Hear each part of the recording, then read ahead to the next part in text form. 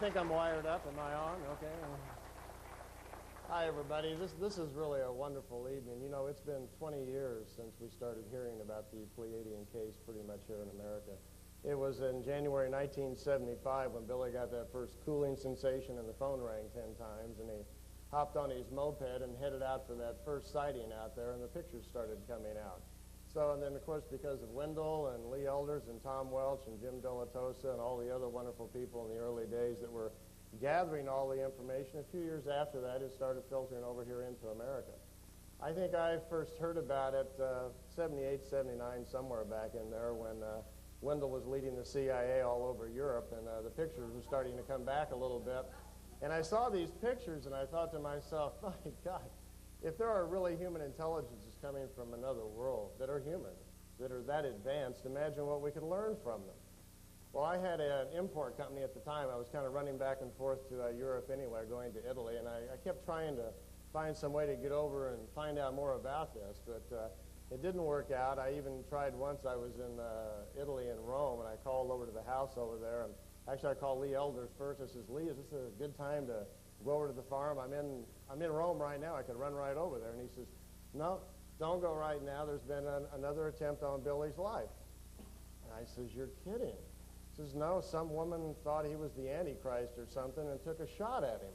I says, took a shot at him because they thought he was the Antichrist? He says, yeah, it's really a damnedest story you ever heard. The Pleiadians warned him about it. And Billy, he's got so much energy. He's a character, all right. He put a metal plate in his coat pocket and went into the ship and had the Pleiadians explain to him that this woman was going to walk right up and take a shot at you right in the chest. He says, well, where's it going to happen? He says, well, right here. She's going to shoot you right in the chest. Billy put a metal plate in his coat and walked right out where he was supposed to stand and waited for her to walk up the driveway. When the woman came up, she took a shot at him, hit him right in the chest. He, of course, just stood there. The woman probably thought he was the Antichrist then. Took off running down the road. Billy hops in his car and starts chasing the lady down the road, and to make a long story short, he catches up with her and has a nice conversation with her. They become friends, and she winds up joining the group. So, you know, the nice thing about Billy is, and there's a lot of things said about him, and I had a really good time being over there myself for the short time that I could stay there. He's a little kind of like meeting Santa Claus. I think Wendell and Michael would agree with me. If he was here tonight, you like the guy right away. He'd just kind of walk up here to the microphone and, hello, everybody, hello. You know.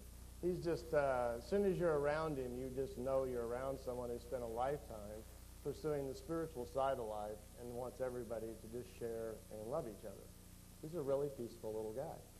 My first trip over there, I finally decided to go, and I wrote a lot of letters. And I just wanted to go find out. I was just kind of on my own path of discovery, wanting to know what's going on over here in Schmidt-Rudy. I had already been around the country. I'd worn out 3 passports. I'd been through China. I'd been to Japan. And, you know, done a lot of the things most people do. I'd been to Egypt and was scouring the north wall of the King's Chamber to see if Billy Meier had been there or the Pleiadians had been there. They haven't. Yeah, as far as I know anyway, at least not in the King's Chamber. So I finally wound up going over to the farm. Previous to that, through the courtesy of Wendell and Lee Elders, I'd had a set of slides, and we are going to actually show you some slides tonight, so I know we said there'd be a slideshow, so we're getting a little bit off, so I'm going to talk just for a few minutes, and then we're going to give you a chair break, and then we're going to have a slideshow for any of those of you that would like to stay for. We'll do about 30, 45 minutes of all the Meier photos, or many of them anyway. I got over to Schmidt-Rudy, and you've heard all the stories about trying to find it, and they're all true. I had my trouble finding it also, but I took the train to Winterthur and then got off and went to Vila, and, you know, I got off in the train station, and I'm standing there, and I'm thinking, okay, how do I get my way up to the farm? I've got a map of instructions that was given to me by a fellow named John Van de Ven, who had been there before that I was there. And I'm looking at the map, and a little station wagon car pulls right up in front of me. I'm just standing there looking at it, and it's Billy in the car. Someone else is driving the car, and I look down, and the lady driving the car just kind of looks over. Hello, you are Randy? I says, yeah, I'm Randy. He says, okay, take the bus in 10 minutes. We will see you at the farm. Shoots off just as I'm getting ready to say hello. You know, I'm thinking, okay, I'll have to work on fitting in this place, I guess. So bus came. I went up there. I was working at the time at a bank, and I had only 3 weeks vacation, so I got there, and as I'm coming up out in front of the farmhouse there, what they call the Star Center, there's a visitor's patio.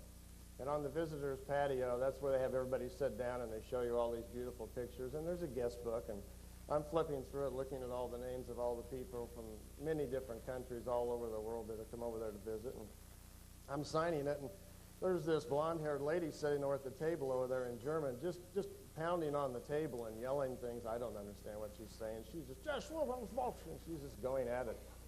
And then somebody comes over and says, hello, you are to meet this woman. She's greeting the visitors here. And I'm going, oh, boy, it's going to be a good day, isn't it?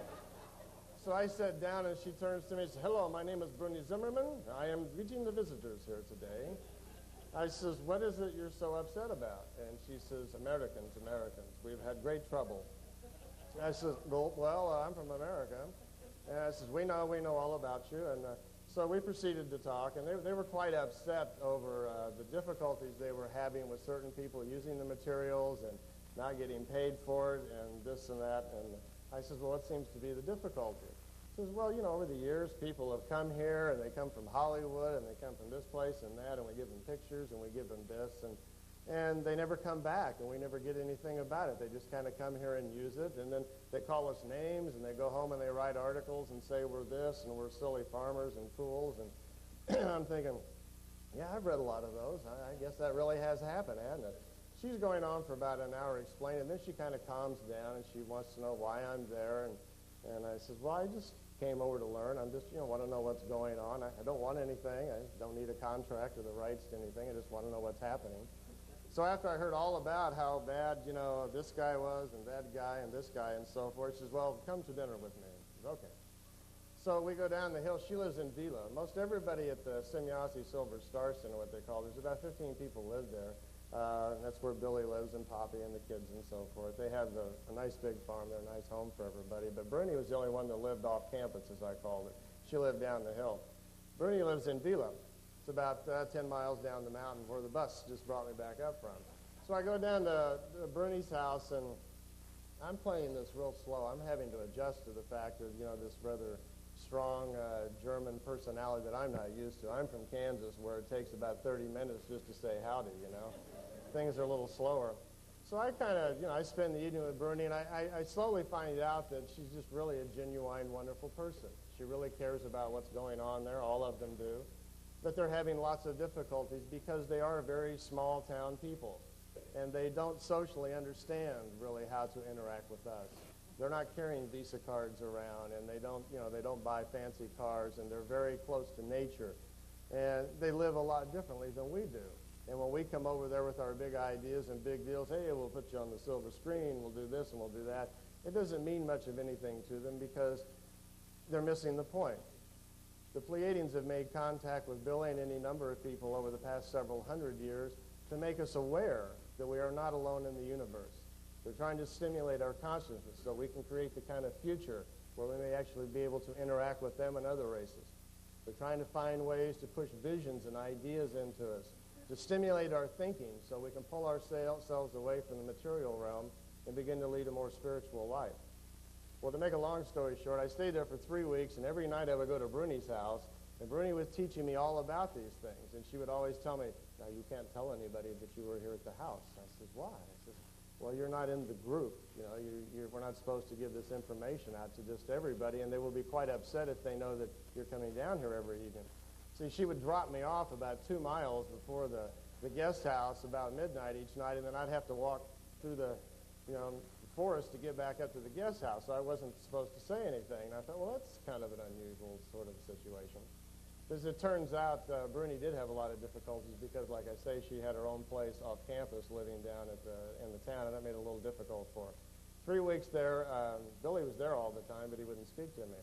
And I was told that he'd had enough of Americans and wanted no more questions, and there I showed up, and that's what I came for, an American with a lot of questions, right?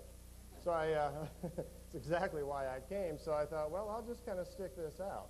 And I was staying at the little guest house right close to the farm there.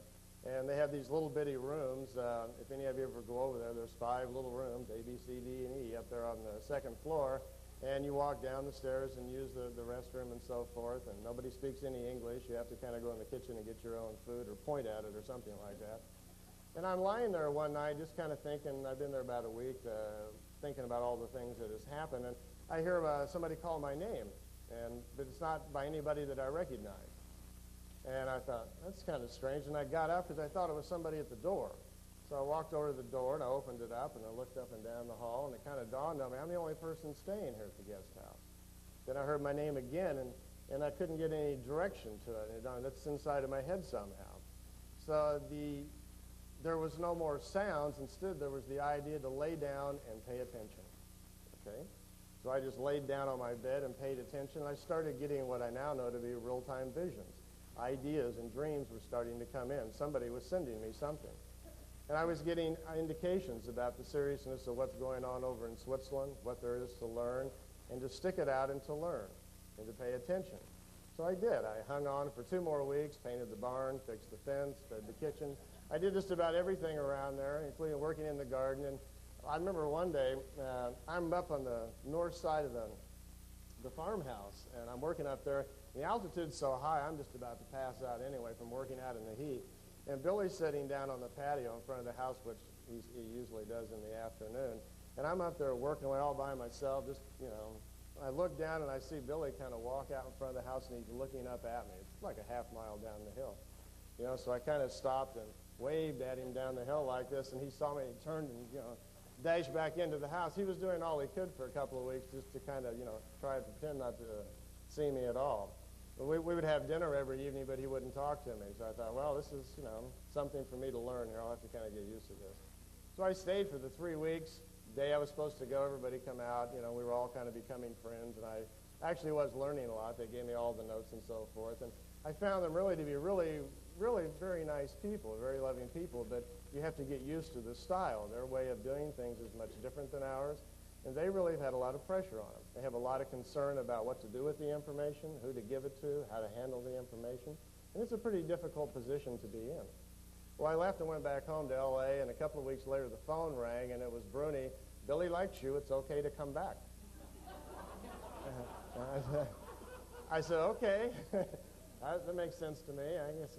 So I did, and I went back. It was a few months before I could go back, and I did. And that time I stayed for pretty much the whole summer. I forget how long it was, something like that. And when I got back this time, it was a whole different situation. Billy was very friendly, and we hung out every day. There was hardly anybody around the center during the day. Usually just he and I, or we'd go to the mall, and I had him all to myself for at least a couple of months just to ask questions and talk about things.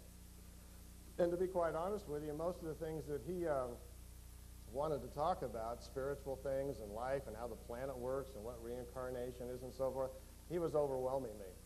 These weren't the questions that I was quite ready for, because I soon found out that knowledge, you have to take it when you're ready for it.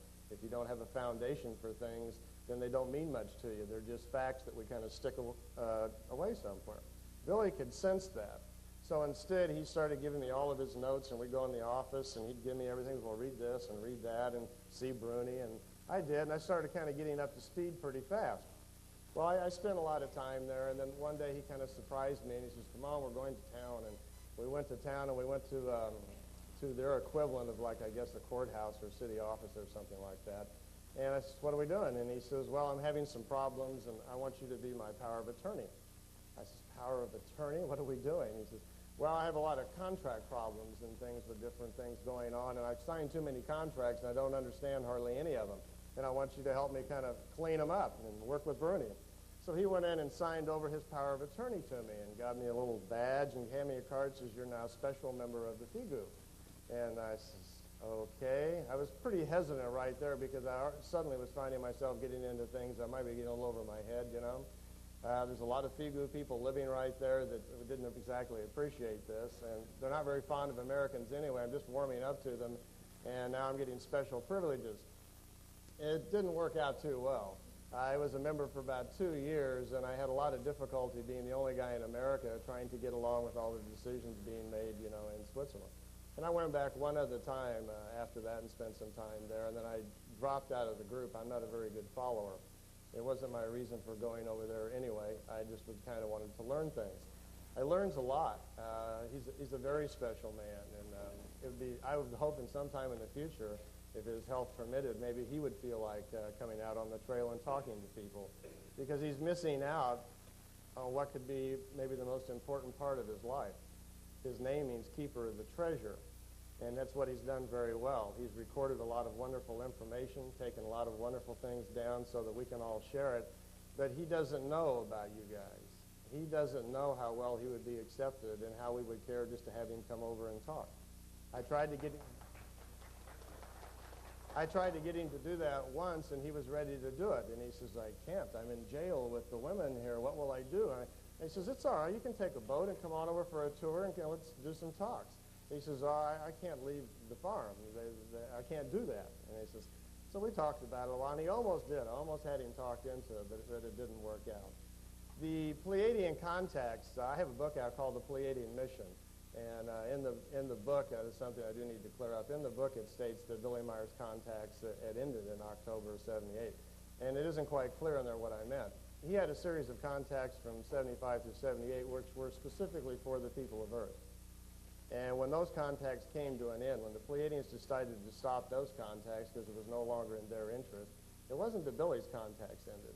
Billy had had contacts for years before that, even when he was a child, and they're still going on. As a matter of fact, there is another group now. Wendell mentioned to you earlier that there are different groups of Pleiadians coming here and having contacts with different people. Billy's having contacts again with another group. There's another group from Alcyone.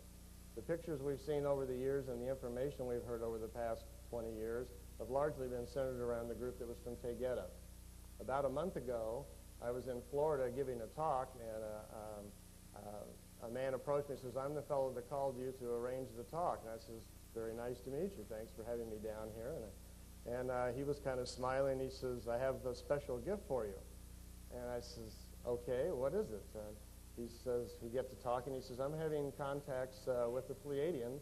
It's been going on for a long period of time, and I want to talk to you now about going public with what's happening here. And I was listening, you know, because quite often people will tell you they're having contact with someone. It usually doesn't lead to much of anything, right? So we begin to talk, and he says, 6 years ago, excuse me, let me back up a little bit. He said his contacts had been telepathic for over 15 years. He was aware of when Meier's contacts started, and he was having contacts with another group from Alcyone. And the reason he was having those contacts was because he himself is a Pleiadian. That his spirit came into a human body when it was 10 years old, and his parents from the Pleiades for years had kept saying hi to him telepathically, and they'd been with him all this time. And about a year ago, they asked him if he would be interested now in helping them with the new stage of awareness that they want to start, and would he be interested in being a physical contactee now? And he said he wasn't too sure that he wanted to do that he'd watched over the years and seen what had happened to other contactees, how they had taken so much abuse from the press and different organizations around the world, he wasn't sure that he wanted to do that. Then he told me that 6 years ago, he says, when you were over in Switzerland, do you remember some telepathic visions? And I says, yes. He says, that was the group telling you to keep moving on, and after you had those visions, they told me they were sending them to you, and you would be the one that I would meet in 6 years. I said, really? Kind of scratched my head. And he says, yeah, look at this. And he opened up this large 3-ring binder, and he says, about 2 months ago, I agreed to go ahead with the physical contacts. They want to start them up again. And I went out to see some of the ships, and I finally met my parents, and they took me aboard the craft. And he started showing me these beautiful pictures, some of which I'm going to show you here in just a few minutes. And as it turned out, 2 months ago, he did decide to have the contacts. He does not want to come out in the public, at least right now. So he's asked me if I would be willing to show the pictures and tell his story, which we're certainly going to try to do. So it's just starting, apparently, again, in a different place with somebody else. And this is going to give us a chance to learn a little bit more, or I should say to get some more information, because I couldn't agree with Michael Hessman anymore. Anything we hear, we are told, we are definitely living at a time where we must learn to get truth for ourselves. We must learn to discern between the material body, which throws us off, and the spiritual side of ourselves that can tune into things and find the answers to anything. And actually, we're going to, because we went so late tonight, for those of you that are willing to stay, I'm going to show you about 7 minutes now of the new shots that are coming off the East Coast. The man lives here in the United States. Some of the first pictures that we're going to see. And for those of you that, if you can stay up late enough, since we did promise you a slideshow, we'll take a little break, and then I have about 100 slides of the Meier photos. Any of you want to stay and look at those? I'll let you see all of those also. So let me get the camera ready. Is it about ready to go? Let's get the lights down up here so you can see them, and I'll show you what's happened. That's me. Throw a switch or something, guys. That's not, that's not the camera. That's still me. Yeah, okay. I hope they don't rewind or whatever you do, or you'll see my backyard barbecue or something on the camera there. This young fellow, what happened was his first contacts were strictly for photo sessions, and they told him to go buy a camera, and which he did. He bought a little inexpensive Polaroid camera, and he was led out to a particular site, and he snapped his first 2 or 3 shots, which hopefully we'll see here in a minute. Coming up. You've got it in there. The rest of us would like to see it. Okay.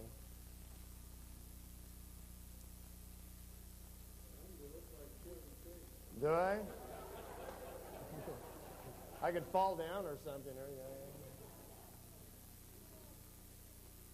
Are we cooking here? We have a camera sync problem. Should we just go plug it into the video deck in the back or what? Well, hopefully they'll work it out here in a second. This man has some interesting comments. He says the group that he's having contact with are Pleiadians. They're from Alcyone. They are from 925 years in our future, he says. They are also, and have been for several hundred years, cooperating with the Taygete group. You like that one, huh? They the boys in the back room, I think, are you watching my home films or something, right? Nice barbecue, man. Okay, yeah, okay.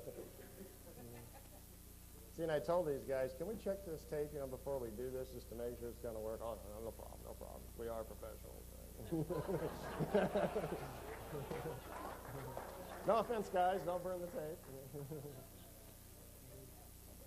His first meetings were a couple of photo sessions where he took some pictures of the craft. Okay. Well, we've missed about 4 or 5 of them here, but we can start here.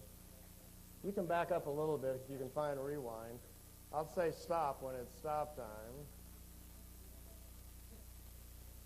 Okay, keep going.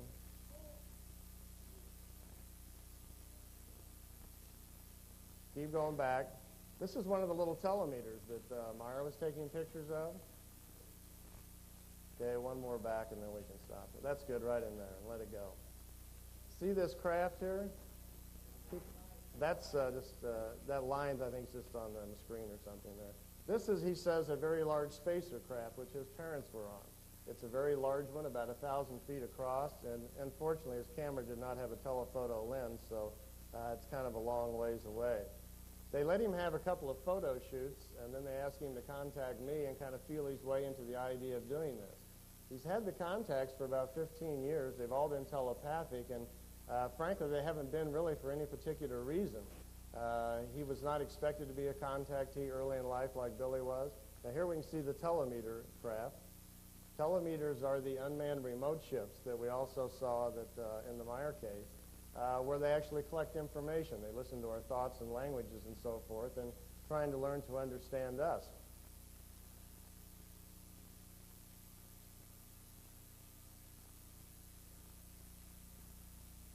I asked him how he wanted to continue with this, and as he was unfolding the pages, here's one shot from inside of a craft. He's up in one, and here you can see the old standard beam ship type ship. And up here is that spacer craft again. He proceeded to flip through all the pages and show me about 50 pictures. You're going to love them when we get them all together.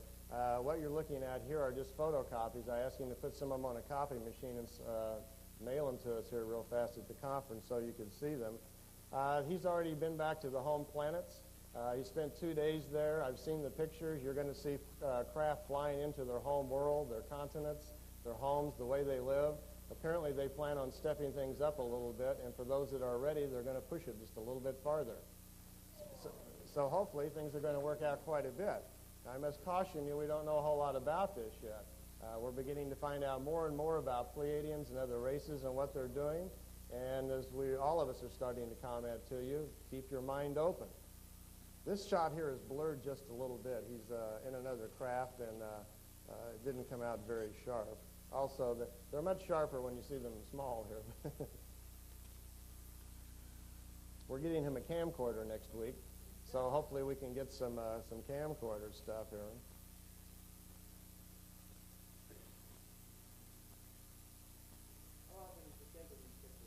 They just started 2 months ago. I think he's had about 4 photo sessions so far. The latest ones were last Thursday, which you'll see here in a second on Thanksgiving, was his last contact, and he called me on Sunday. Now up here, you can see the craft lined up. He says what happens, they were fading.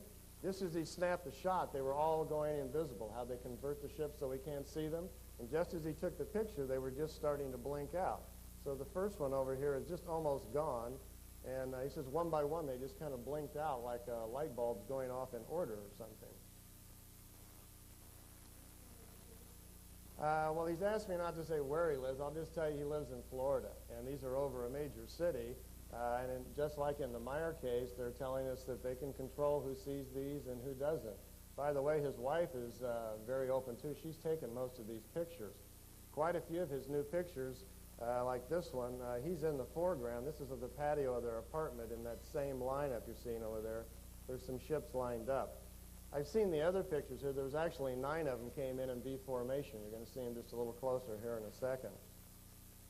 These shots are these were taken just about a month ago. And you'll see them a little clearer here in a second. That's kind of the classic Variation 3 Pleiadian beam ship.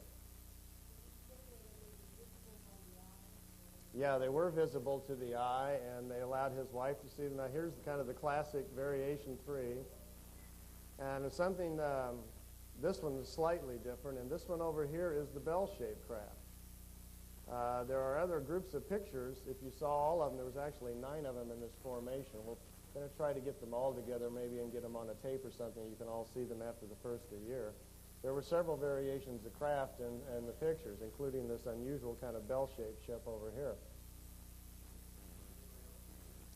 So far, just him and his wife and 2 friends of his. So it's just kind of starting up.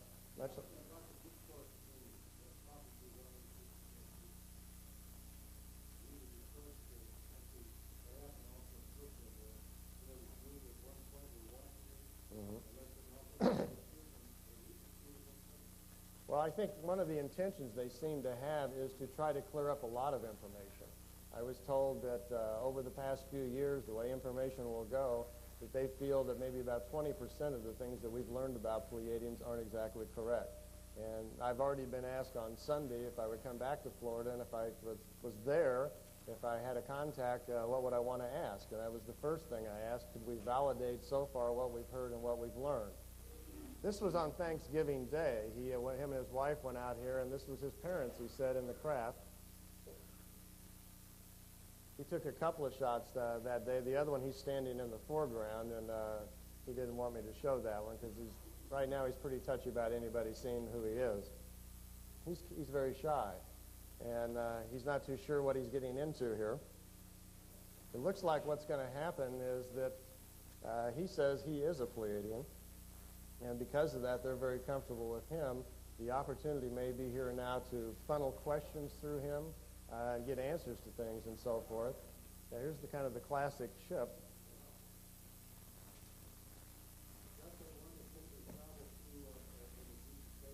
Well, we understand this one, at least in the Meier case, we were told that this model had time travel capabilities to move interdimensionally. And it's the first time, I don't know if Wendell's had other people come up with pictures, but I haven't seen anybody else take these, since Meier has. So it's pretty exciting to me as I'm sitting there in the hotel lobby and he's flipping through these. So. Okay, we can stop there. It'll go black here in just a second. Well, the crystals were on the other one, the new one, the wedding cake one, the one that Meier took, so we don't really know much of anything about that. But what we've got is the situation now. Looks like things are going to start again. He's telling me that they have a several-stage agenda that they want to do over the next 100 years or so, and that the Meier case was part of that stage, and now they want to take it to a little bit farther down the road. I almost believe they maybe be doing it with several other people too, but they seem to be quite comfortable with him, so I think we can expect things that are probably going to step up a little bit, as well as we may get an opportunity now to validate many things in the past. So someone else is having other contacts, and the man who in Florida who's having them says, when you show people pictures tonight, tell them that the Pleiadians love you and they're still here.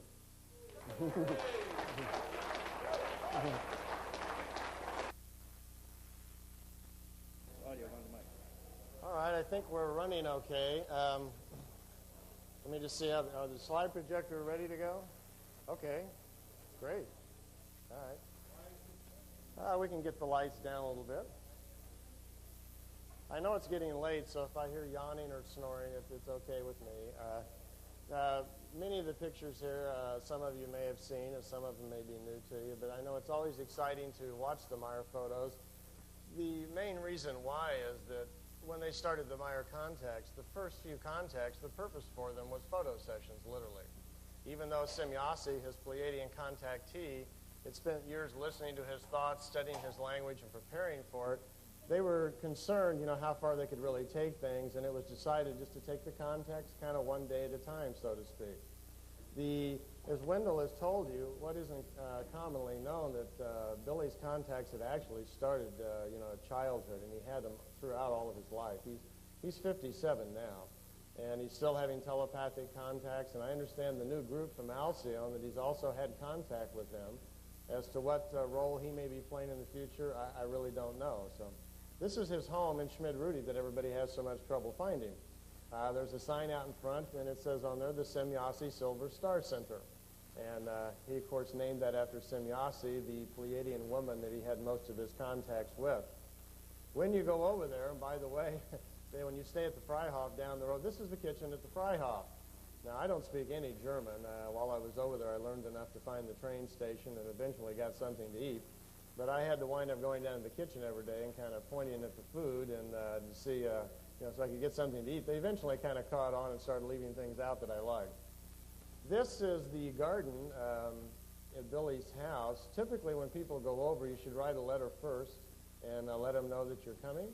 And maybe if you have a chance, state what your interest is, if there's something in particular that you want to know, whatever, and try to go in the summertime. It rains real good in the spring, and you don't want to be there. And it's way too cold in the winter. I went once in the wintertime. In '89, I went there in January. Big mistake. You just don't want to be there. I've never been so cold from that. But this is the garden, and most people, they'll invite you to work in it. And there are some unusual things around the place. There is a peach tree right in front of the house, for instance, planted from seeds from the Pleiades. And if you're there and you, from visitor's patio, whatever, just kind of walk by the front door of the house and grab yourself a peach and see if it tastes any different to you. Wendell mentioned that early on that Billy had spent a lot of time in India at the Ashoka Ashram, and he did in Maruli. And out of those 300 pictures that he had taken, some of them, fortunately, he had mailed back to friends, and here's a couple of them. His teacher during those years was a lady named Asket. And Asket was from what's called the Tao universe, from a race of people called Timmers. And this is her craft. They're a highly advanced race of beings, far more advanced than the Pleiadians. Actually, you might think of them as kind of the Pleiadian teachers, technically. Most of the technology for the Pleiadian craft has come from this race of people called Timmers. This Tao universe they're talking about is another physical universe. It is not our universe. They are actually from another universe, came into ours several thousand years ago on an exploratory thing, discovered the Pleiadian spiritual chain here on Earth and traced it to the Pleiades and became friends with them. You know, when you go to the doctor, they can take a little blood from your body and they can read a lot of things about your body. The Pleiadians and Timmers and these other races can actually sample your spiritual energy and read things about you. They can tell you your number of lifetimes, how old you are as a spirit form, your family tree spiritually, how long you've been on a planet or off a planet. They can read a lot of things about you, so they're able to trace things.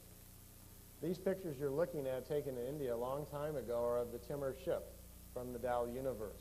What was remarkable about this time period in Billy's life was that since these were his educational years, They decided that if he was going to be a prophet, a writer, a contactee, and be responsible for getting a lot of information out into the world, that it would be a good idea if his information was firsthand as much as possible. So by benefit of the technology of this craft and this lady Ascot, Billy actually went on several time travel epics to watch our planet, primitive planet, come together. He's watched the dinosaurs. He's gone back and watched the pyramids being built. He's gone back to the time of Moses. He went back to the time of the crucifixion. They took him to several epochs in time so he would have firsthand knowledge and see for himself what was really going on. They were trying as much as possible to make things as accurate so we could depend upon the information as much as possible. This is the shot that Wendell was talking about with the little 8 clusters up there. It looks like there's actually quite a few ships. It's pretty hard to count them, but this is about all that's left of all those beautiful photos that we never got to see. There's about 12 of them over at Billy's house, and if you visit there, most of them are in the guest book. You can have a look at them.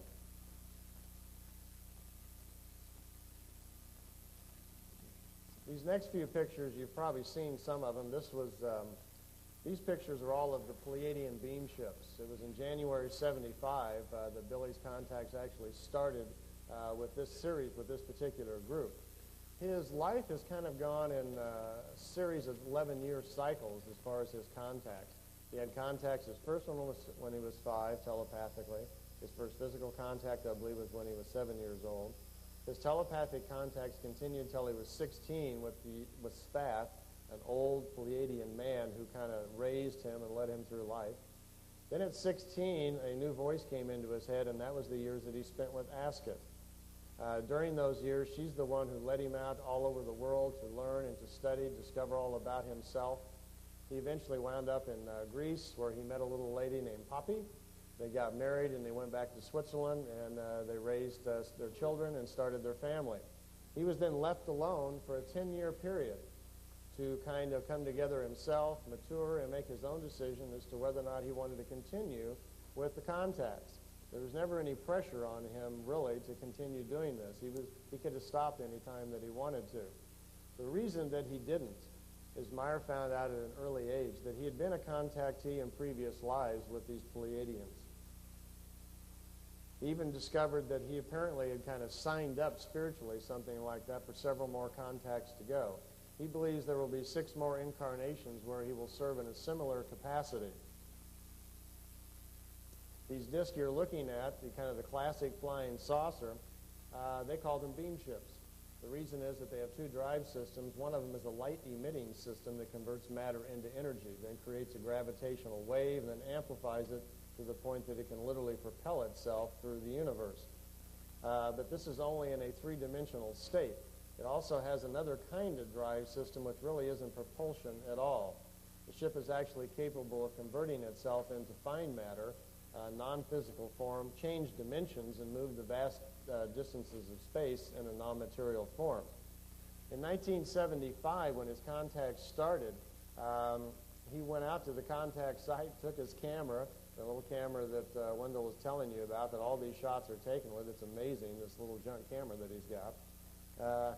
He went out and shot these pictures. We don't have the ones from the first contacts, I understand, and I'm not sure exactly when this one was taken. But that day he met this lady from the Pleiades. She said her name was Semyasi.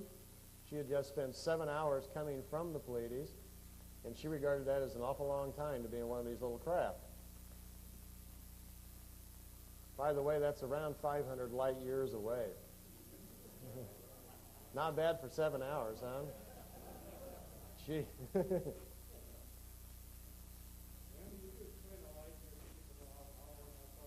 I'm going to do that. I have some drawings of the galaxy with some diagrams, Robert, and I'll give them a little idea what that's like. Good suggestion. We've never worked together before, Robert and I. So. The beam ships that you were looking at, by the way, they're 21 feet in diameter. They carry a crew of 3 people. They're capable, actually, of what's called interdimensional travel. If we have time and you can stay awake long enough at the end, I've got some drawings of how a universe is made and how it's divided into dimensions, and we could get into that a little later if it doesn't get too late. But Semjase told Billy that to begin with that her name really wasn't Semjase. We've come to call her that because that's the way Billy wrote it down phonetically. They don't have family names like we do. Actually, she said that they use sounds. They are aware that in their spiritual self and within everybody's spiritual self, there's a language of key or language of sign. And that if you use a sound or symbol to depict yourself, it can reflect your level of evolution and the path of discovery you're on during this material life. She called herself by the sound Semjase because in their language, that means a woman with half the knowledge of life. So Billy wrote it down phonetically, and we've come over the years to call her Semjase. She told him that one of their main interests was that here on Earth, they were able to tell by examining the spirit forms of all of us that most of us here, quite a few of us here, were actually related to them. That long ago, they think about 22 million years back for the first time, there was a race of people from a constellation called Lyra that came here to Earth. And Lyra, they believe, is the oldest known form of the white human form that they've been able to find. They say back then when those people came, there was a race of people already developing naturally here on Earth. That was the descendants of the brown skin race. When these Lyrians came here, they were very large people, very advanced. 22 million years ago, I'm sure the brown race was not very highly developed. When they came here, they found this brown skin race. They had absolutely no respect for them whatsoever, used them in experiments, genetic cloning, whatever they wanted to do with them, and was very disruptive to the natural order of things here on Earth. They've been able to trace historically over those past 22 million years that on several occasions groups from other places have come here. Most important to our history and our connection is this. The 230,000 years back, there was terrific wars going on in the Lyra constellation. Because of that, many of the people wanted to flee for their own safety and find a safer place to live. So they did. When they did that, most of them took off and landed in this area we now call the Pleiades. Some of them were in the how-tos, some of them went to Orion. Quite a few others went to many different places, but they're not of much consequence to us here on Earth. They're telling us that our link to them is this, that over these past several 100,000 years, there's been 5 occasions where beings have come from Lyra and actually colonized here on Earth. 2/3 of the white population on Earth is of the Lyrian genetic. People who have that genetic in them, they say, for the most part, have already lived on worlds and societies far more advanced than here on Earth, and will be rather uncomfortable here. Will probably feel more like wanting to live somewhere else, or will be very anxious to want to live at a more futuristic time when things are more spiritual. They actually chose the shape of that particular craft for the first photo sessions because that was the old Lyrian design, and it should be comfortable to all those people. If you are among that 2/3 of the race, they say, that has the Lyrian genetic in us, and if you've lived on other worlds, sometime in the past you may have owned one of those craft. At any rate, they probably are very comfortable to you, and they were concerned if they allowed photo proofs and they showed some of their other kinds of their crafts that we'd be a little afraid of it. It might seem very uncomfortable to us. After the Pleiadians and after the split off 230,000 years back, these beings that landed in the Pleiades was actually called the Azel system at that time. Azel had a daughter named Plesia, and when he passed away, she came into power and changed the name to the Plesia system. And from then on, they've always called themselves the Plesias. After a period of time, and this is how we come into play, they had their craft out in open space exploring. They were following a large comet. In the tail of the comet, they found some of the debris from the Lyrian planets that had exploded during the wars. They were following the comet, passed by our solar system, detected human life, and came into around to Earth and found human beings living here.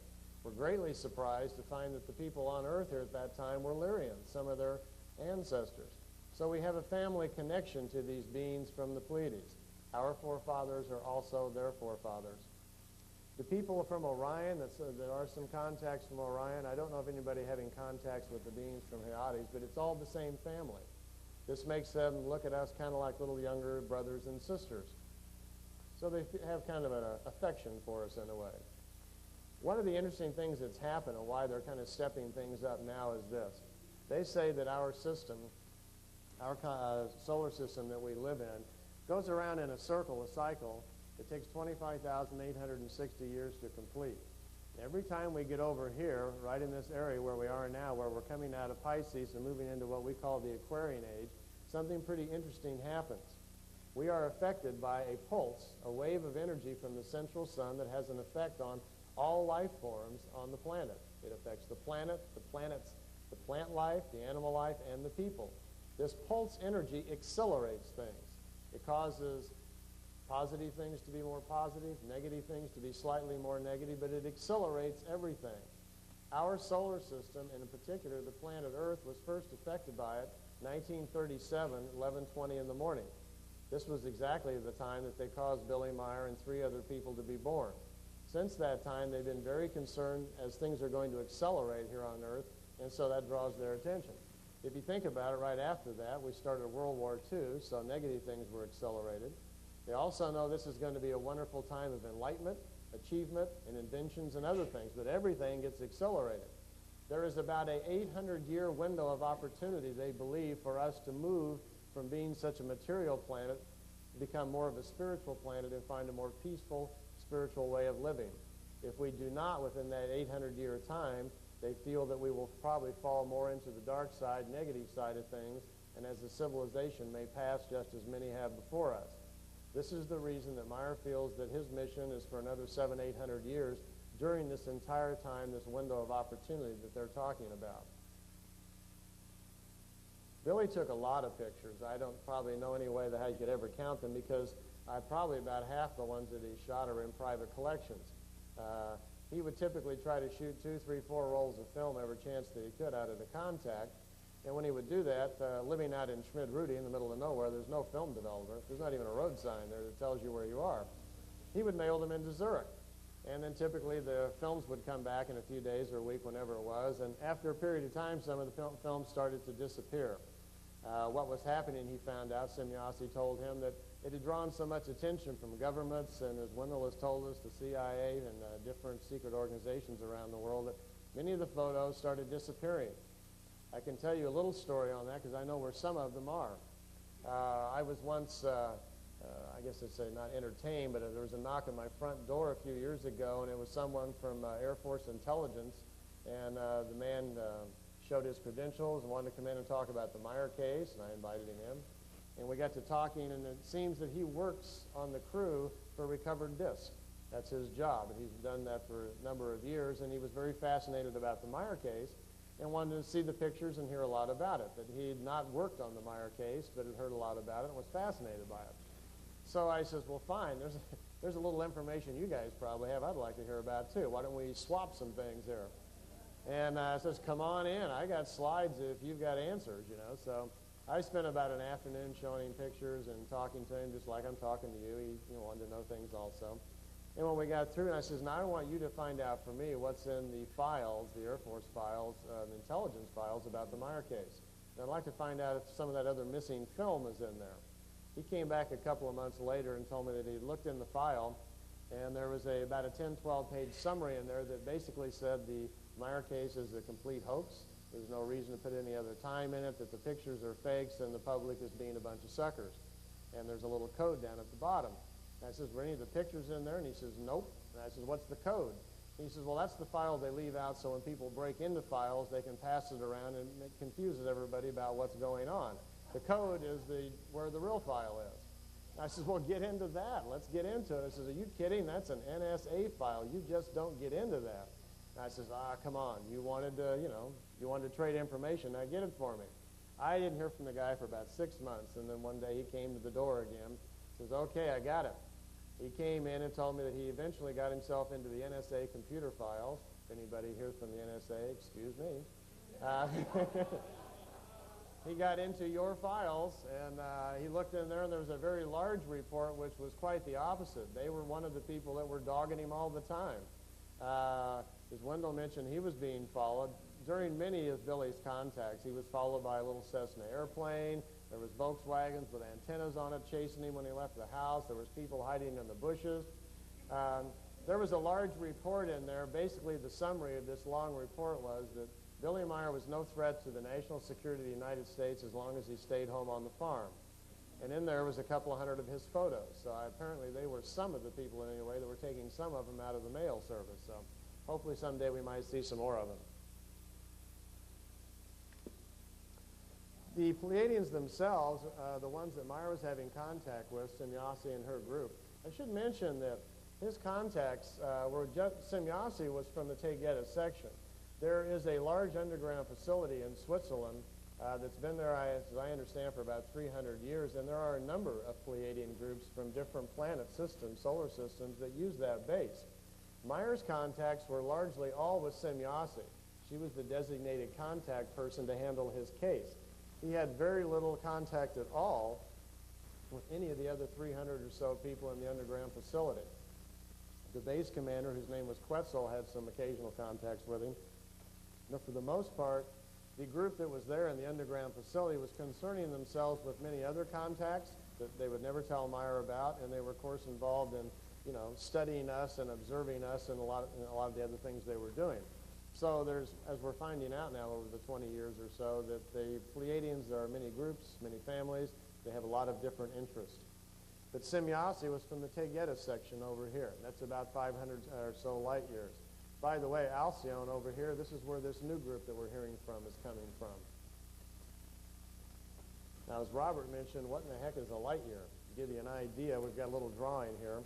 With our technology so far, we have our rockets and we're going to the moon, and we can go maybe 30, 40,000 miles an hour, something like that. And when we get on our car and race to Las Vegas and speed, we go 55 miles an hour. I'm sure none of you break the speed laws. I think the van from the airport that brought me here never got under 100. It's hard to tell out on the open road, isn't it? But at any rate, this is a drawing here of our galaxy, the Milky Way. And it's an artist's representation of what it probably looks like based on astronomy and what we know of other galaxies that we can see. Out here it says sun's position. This is where we live. It is approximately 120-some thousand light years across our galaxy, the Pleiadians tell us. We are about 53,000 light years over here to the center of this galaxy here. If we were in a craft and could fly up on top, whoops, it locked up. I guess we just went into a black hole. I'm sure they'll have it back here in just a second. If we could fly up on top of our solar system, our galaxy, and look down, we'd see in a second here anyway that we're kind of out on the edge of it. Here we are. Thanks, guys. We live out here kind of in the suburbs. Now, it's 53,000 light years all the way to the center of our galaxy. The Pleiadians are only roughly 500 light years away, so they're just right here in the neighborhood. Now, let me give you a little idea what that is. See this little pointer I'm using here, this little light thing that shoots light out, little laser pointer? Now, they're pretty quick, aren't they? We can't really see light move. Light travels at 186,000 miles in 1 second. Now, let me give you an idea what that's like. If I take my little pointer, for instance, and walked outside and shot it straight, it would go around the Earth about 8 times in 1 second if it had the capacity to do that. Sunlight from the sun gets to us in about 8 minutes, starting to slow down pretty good. Get your calculators out now. If light travels at 186,000 miles in 1 second, well, that's only a second. Well, take 60 times that, and you got a light minute. Okay, well, 60 times that, and you got a light hour. 24 times that, and you got a light day. 365 times that, and you've got 1 light year. The Pleiadians are 500 light years away from us. The center of our galaxy is 53,000 light years away. So on the scale of things, light is pretty slow. To give you an idea, if we were sitting up here in the craft looking down at Earth right here, and somebody set a light off that was going to travel to the center of our galaxy, as we sat there and watched it in our entire lifetime, we would never see the light move. It's that slow on the scale of things. The universe is far larger, more complex, and bigger and older than we have any idea, they're telling us. Most of the craft that we've seen, and because they wanted things to seem pretty familiar to us, are the basic flying saucer type. Meier did get a chance to spend a week on a very large, what we would call a mothership, one of their very large kind of floating cities. I don't have a picture of it with me, but this is what they're like. It's egg-shaped and has these 3 little kind of, they're not small, because this craft right here is 17 miles high and 10 miles in diameter. So it's quite huge. There's over 140,000 people living on it. When Meier flew into it, he took some pictures as they approached, and he says the garage is right down here. You fly in here, and you go up these tubes to the center part. The center part of the craft is hollow, and there are levels. As you float up through the center of this large craft, and you can get off at any level that you want to. There are rivers, lakes, cities, everything in there to simulate life on a normal planet. So they can feel quite comfortable floating out there in the space wherever they're going. Up on top up here is where they actually commandeer or run the craft.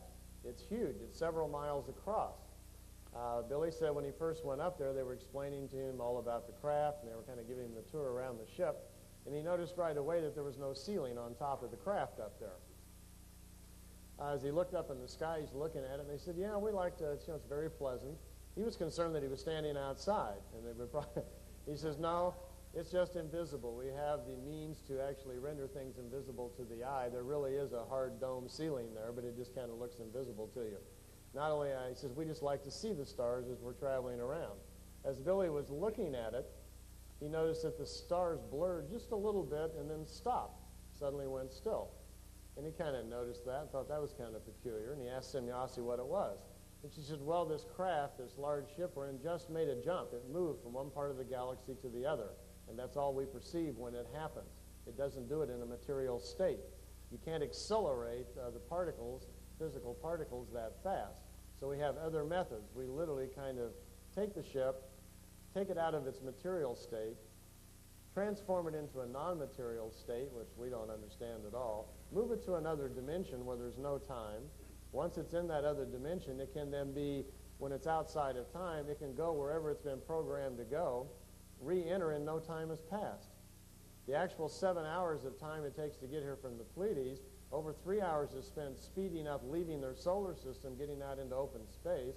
Then they transform the craft into this other fine matter state, convert it to another dimension, travel to 500 light years in just part of a second, nothing, literally.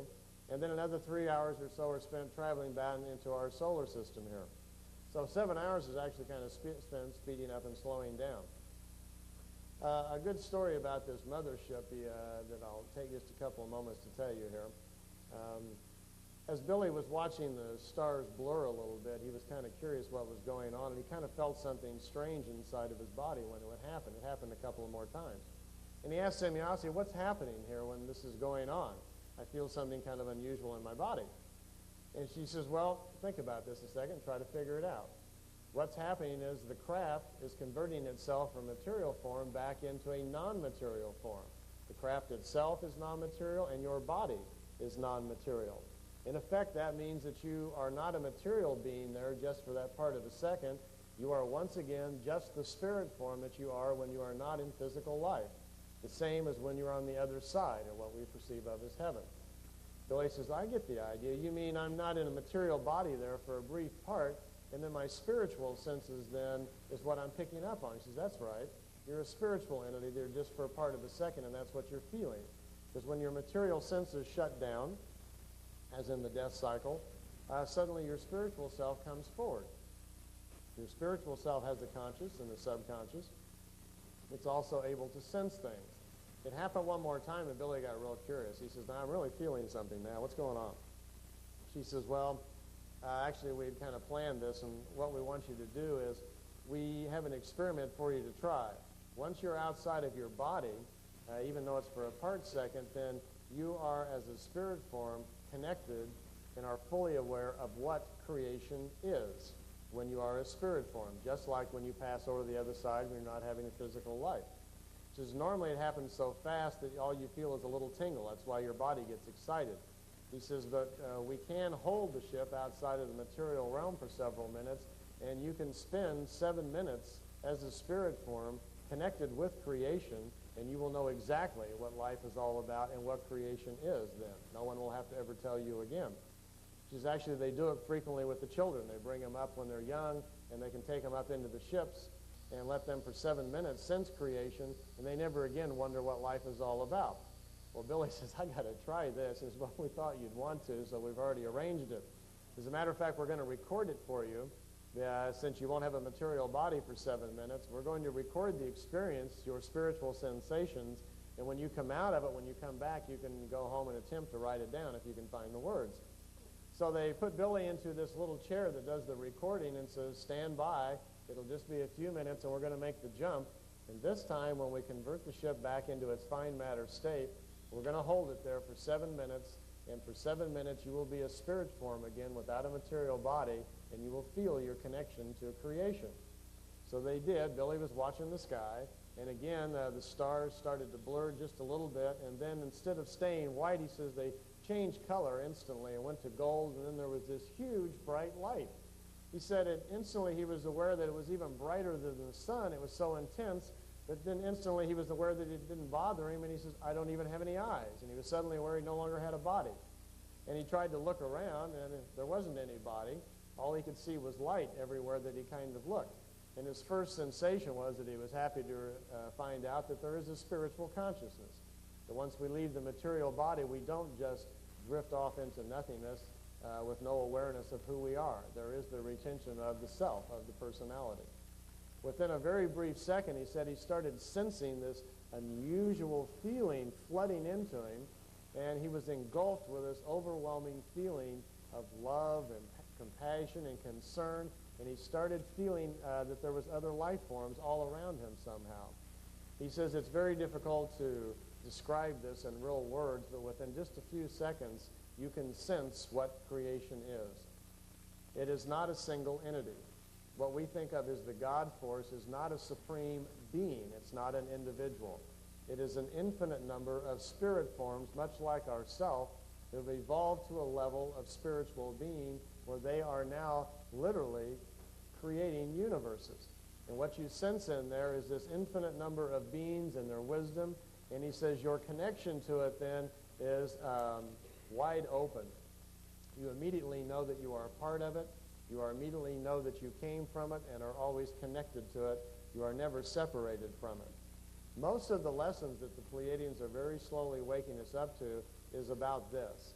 How to slowly move from being a completely material being and interacting with the world at the material level and start interacting more with your spiritual self, which gives you the ability not only to perceive your connection to creation, but allows you to use your spiritual consciousness and your spiritual abilities to understand life and to find truth for yourself. That's how ultimately how you're going to do it. You're not going to do it with your material body as much as you will with your spiritual self. For 7 minutes, they left Billy in this state, connected to creation, and then brought him back. When they came back, he could feel himself come back into his material body, and he was yelling, no, no, no, I don't want to come back. Let me stay there. It's much better there. And Semyasi was shaking him, says, I know, Billy, we all feel the same, but no, that's why we don't do it very often. Nobody would want to come back. It's so nice over there. Says, but at least now you know. He says, oh, yes, it only takes a minute or so, and you know exactly what life is all about and what creation is. So hopefully, if any of you ever get a chance to go for a ride on one of those crafts, ask him for your 7 minutes with eternity.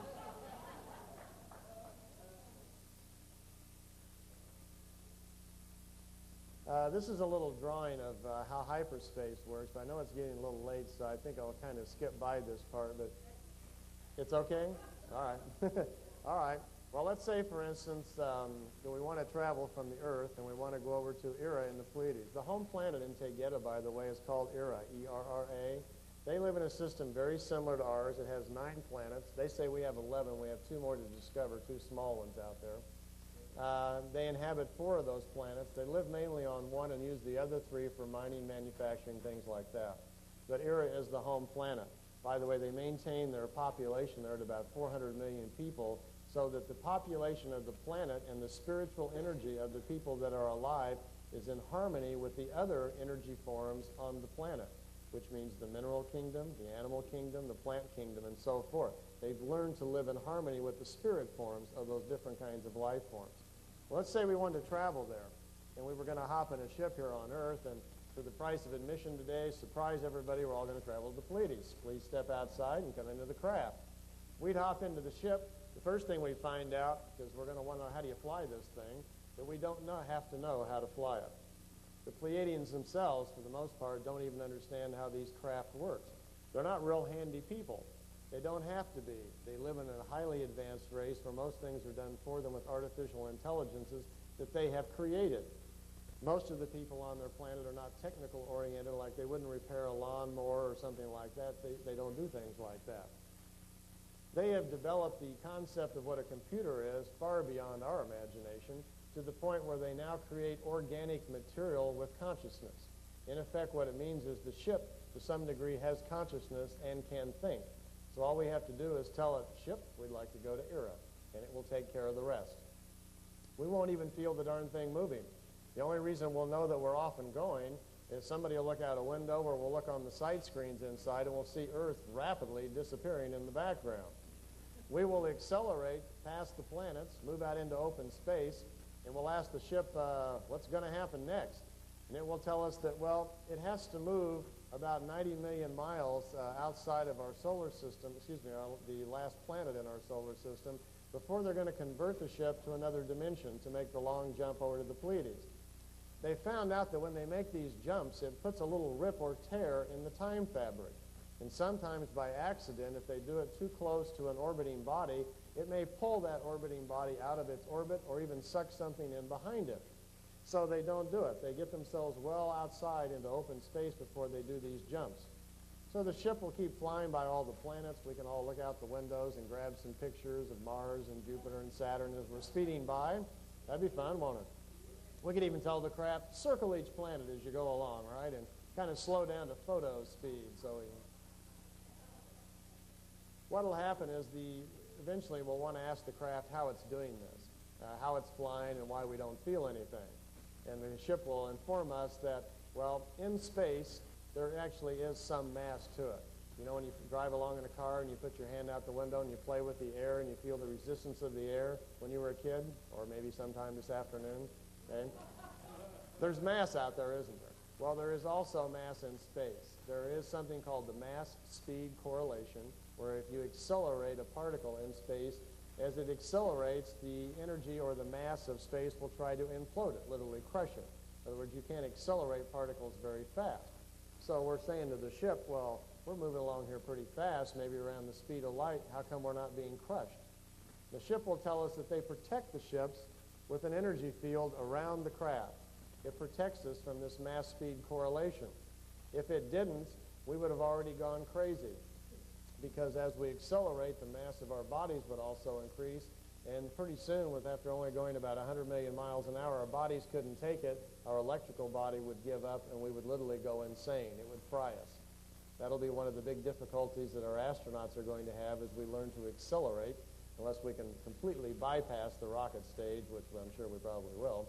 Even in the craft, as we come up with this craft and learn to propel ourselves, we're going to have to learn to protect our bodies from this mass-speed correlation, and we're going to lose a few astronauts. The ship then will tell us that what's going to happen is we get out into open space. The reality as we think of it is nothing more than a flow of particles oscillating at certain speeds. That there exists within the reality of the universe, it is divided into dimensions. Dimensions are areas where particles exist at different speeds, and time works differently. In the three-dimensional reality that we are in, the flow of particles that we exist in is controlled by this wave of energy called time. It stabilizes the oscillation of particles at subatomic levels so that there is the illusion of reality by our eyes. You all know that reality really isn't solid, it's just how we perceive it. Well, what the craft's going to do as it gets up to around the speed of light, it's going to turn off the force field that's been protecting us from all this energy that we're racing through. And they do this on purpose.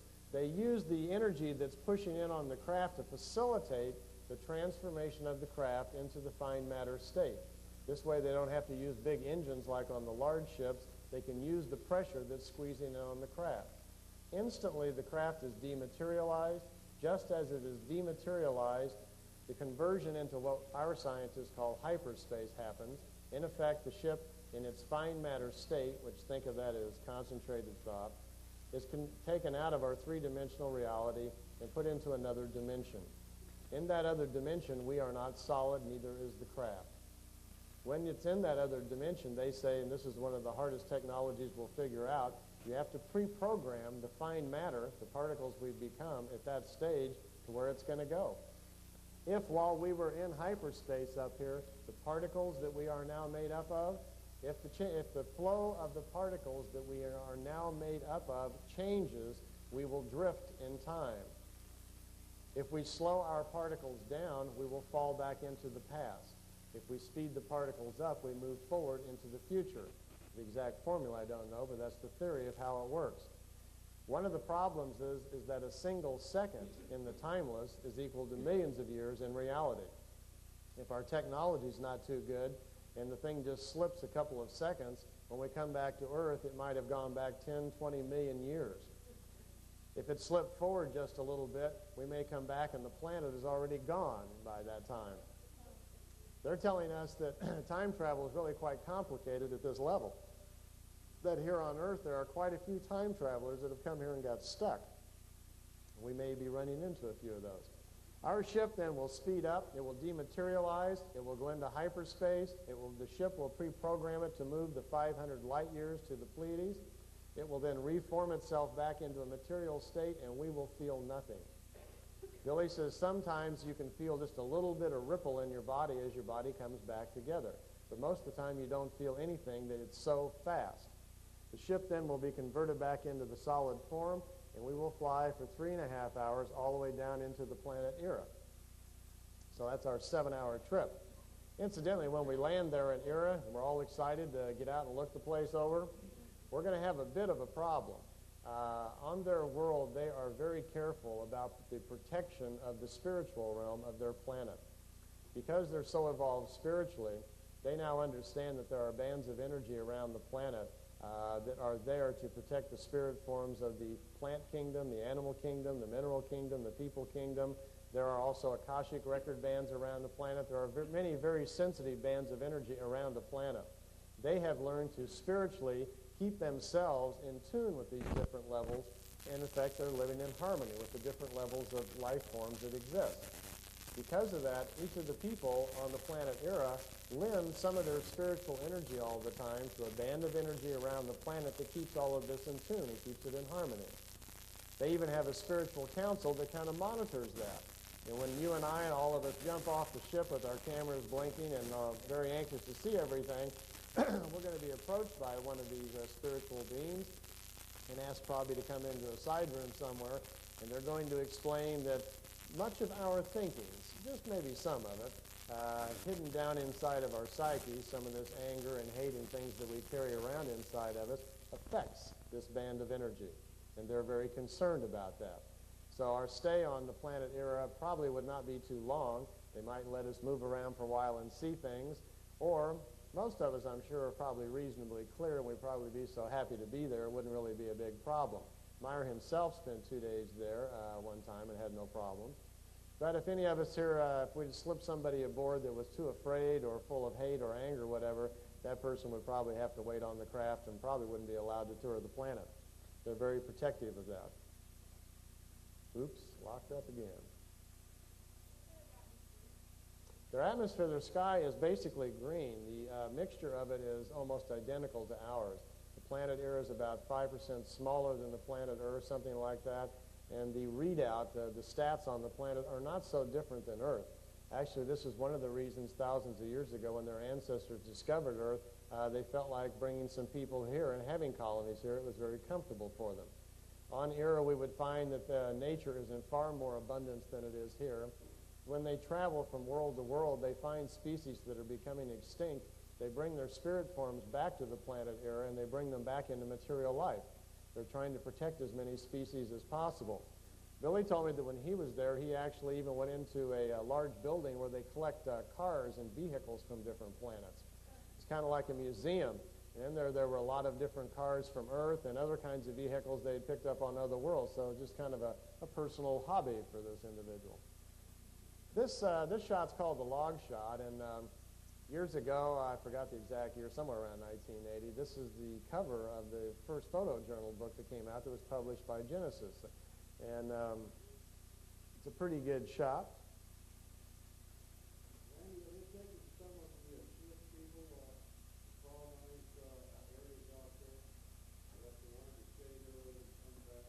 Well, I know Billy was offered the opportunity on several occasions if he wanted to move himself and family to Era, but he turned it down. As to whether or not there are some of us living on Era, I don't know. I know there are some of us living on the moon, that there is colonizations there, both Earth-based and ET-based, and I don't know about on Era. It's quite possible, I suppose. I mean, they've been coming here for thousands of years. They've had contacts with a lot of different people, and I think it's quite logical to think that probably somebody is.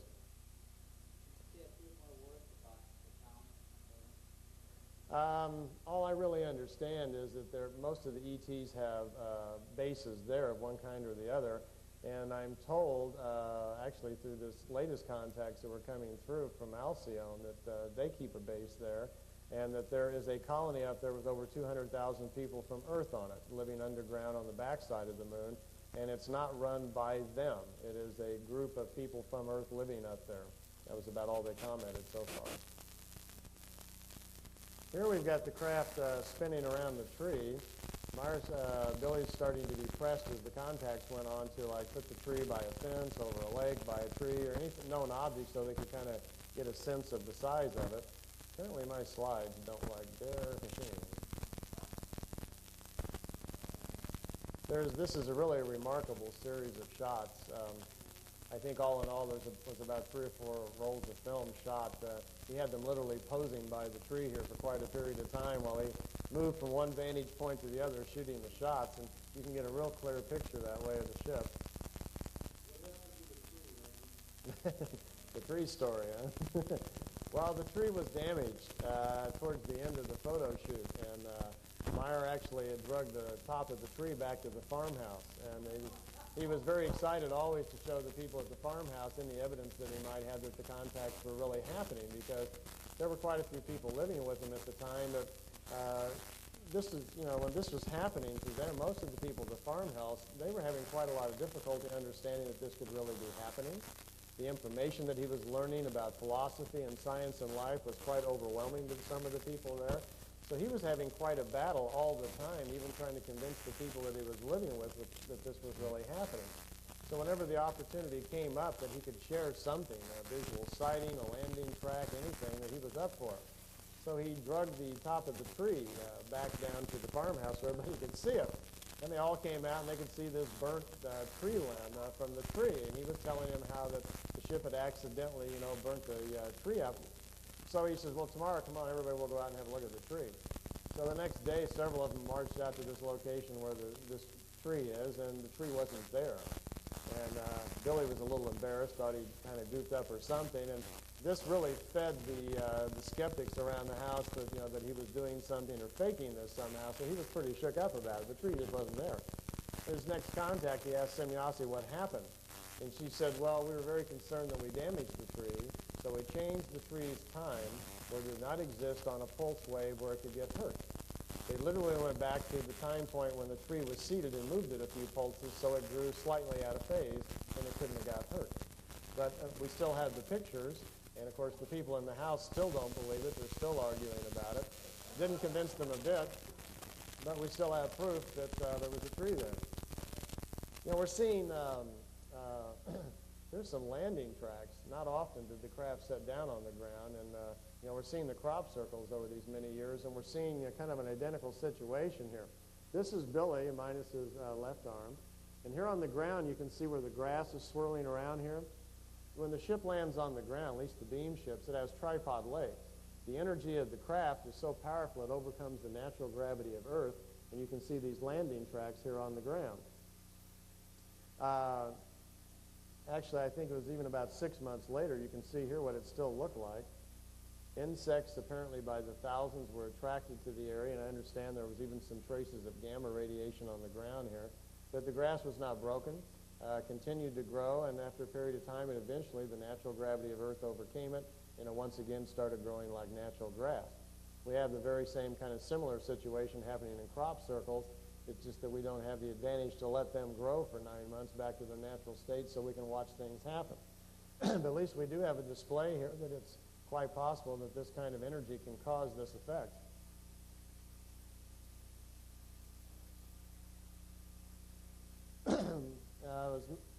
These are landing tracks from Lyrian craft. I mentioned earlier that the Pleiadian ancestors were Lyrians, and many of us are descendants of them. The Lyrians apparently over the past several thousands of years have had some very violent wars, destructed most of their planets, and really lost their power base. But fortunately, they've become more spiritually advanced now, and they're no longer fighting among themselves. And occasionally they would come and visit Billy, kind of like a social call. What you're looking at here is the landing track left by a Lyrian craft. As you can see, it's quite different than a Pleiadian beam ship. It doesn't have the tripod legs. Instead, it appears to almost set right down on the ground, kind of float on a bed of light. And when it leaves the ground all charred, looking something like charcoal here. This is Billy right in front of his house, where one of them set down the night before. And here's a view from the top of the meditation chamber. You can see it down on the ground there, where the ship was setting. And that's Billy's home there in Schmidrudi, where he lives. Actually, the house has been modified now, and there's that, on the front out here, they've built it all out, and there's a little porch with an aviary there where Billy spends most of his time.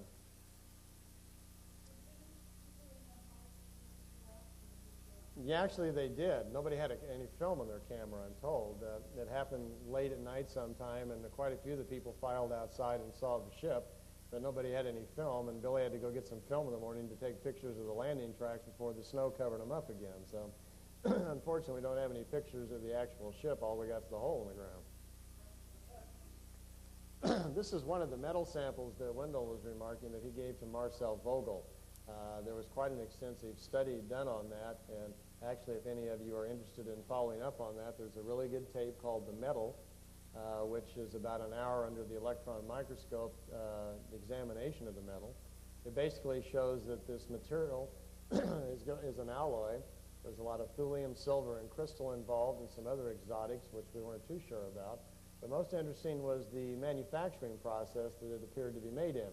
It was obviously made in some sort of either cold fusion or vacuum system, which at that time Marcel Vogel had no idea how it could really been done. I knew Marcel just not very well. I met him at a couple of conferences and didn't get to spend a lot of time with him, but I can assure you that after studying the metal, Marcel was very much into the Pleiadian case. Cal Korff is going around telling people that Marcel Vogel was a fraud and that it was solder and that he didn't know anything about this at all, which is not true at all. Marcel was a very brilliant man. He was a genius in his own right. And not only did he bring us the floppy disk and many other things, he had dedicated his life to solving the riddle of health in our bodies and was developing a process, a 13-sided crystal, by which that he could store the life force, a copy of your life force, when you're born. Then later in life, when you maybe got ill, that could be recalled from the crystal and your health could be restored. He had solved the problem of how to make the crystal, and he'd even figured out how to store the life force in it, but unfortunately he passed away before he solved the whole thing on how to get it out. So hopefully someone will continue his work. But I can assure you that Marcel Vogel knows the difference between solder and silver and other materials. And I think if you find watching the hour-long tape, you'll see that Marcel knows his stuff. I like this picture a lot. What happened to it? Well, there was, as I understand it, 4 samples. I don't know too much about the metal. You could ask Wendell on the side if you want, but I believe 4 samples were provided. They represented 4 of the 7 stages that they used to create the alloys. Marcel told me that the, one occasion anyway, that the 4th sample that he had that he was most excited about, he was in his office and got a call to go down the hall, put the sample in his right jacket pocket, walked down the hall to the other office where he was going, and when he got there, the sample was missing out of his pocket. He told me anyway that he was probably figured they probably took it back. Beyond that, he had really no explanation of what might have happened to it. This is a drawing of what Semjase looked like. She was about 5'4", really had kind of red blondish hair, was approximately 330 years old at the time that she was having the contacts with Billy. Now that sounds, doesn't she look good for her age? Taking those Pleiadian health pills, you know. Actually, they, most of their lifespan is because of the age of their spirit. Each time you have a material lifetime, you experience things, experience becomes wisdom, wisdom is energy, energy is fed to your spirit form. The longer you live, the more lifetimes you have, the more energy your spirit has to sustain the material lifetime.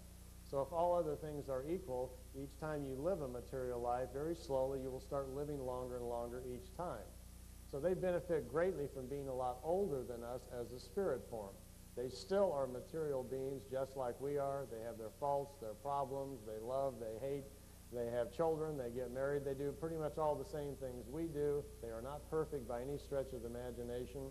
They openly admit they don't even understand us that well. They're trying to figure us out as much as we are figuring out them, and they make mistakes also.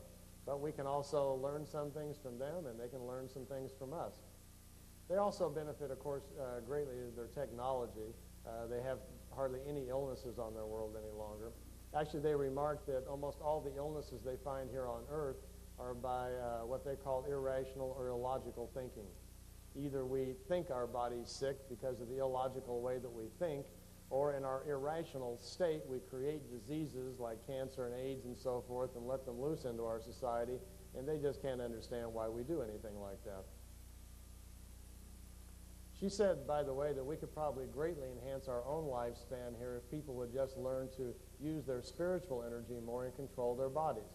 You can literally, through your own spiritual balance, if you learn to meditate, you can learn to control each one of the cells in your body and literally keep disease from decaying the body as fast as it does. The Easterners understand this, and here in the West we're going to very slowly hopefully get away from soaking our bodies in chemicals and preservatives all the time, and we can learn that we can do this with our own minds.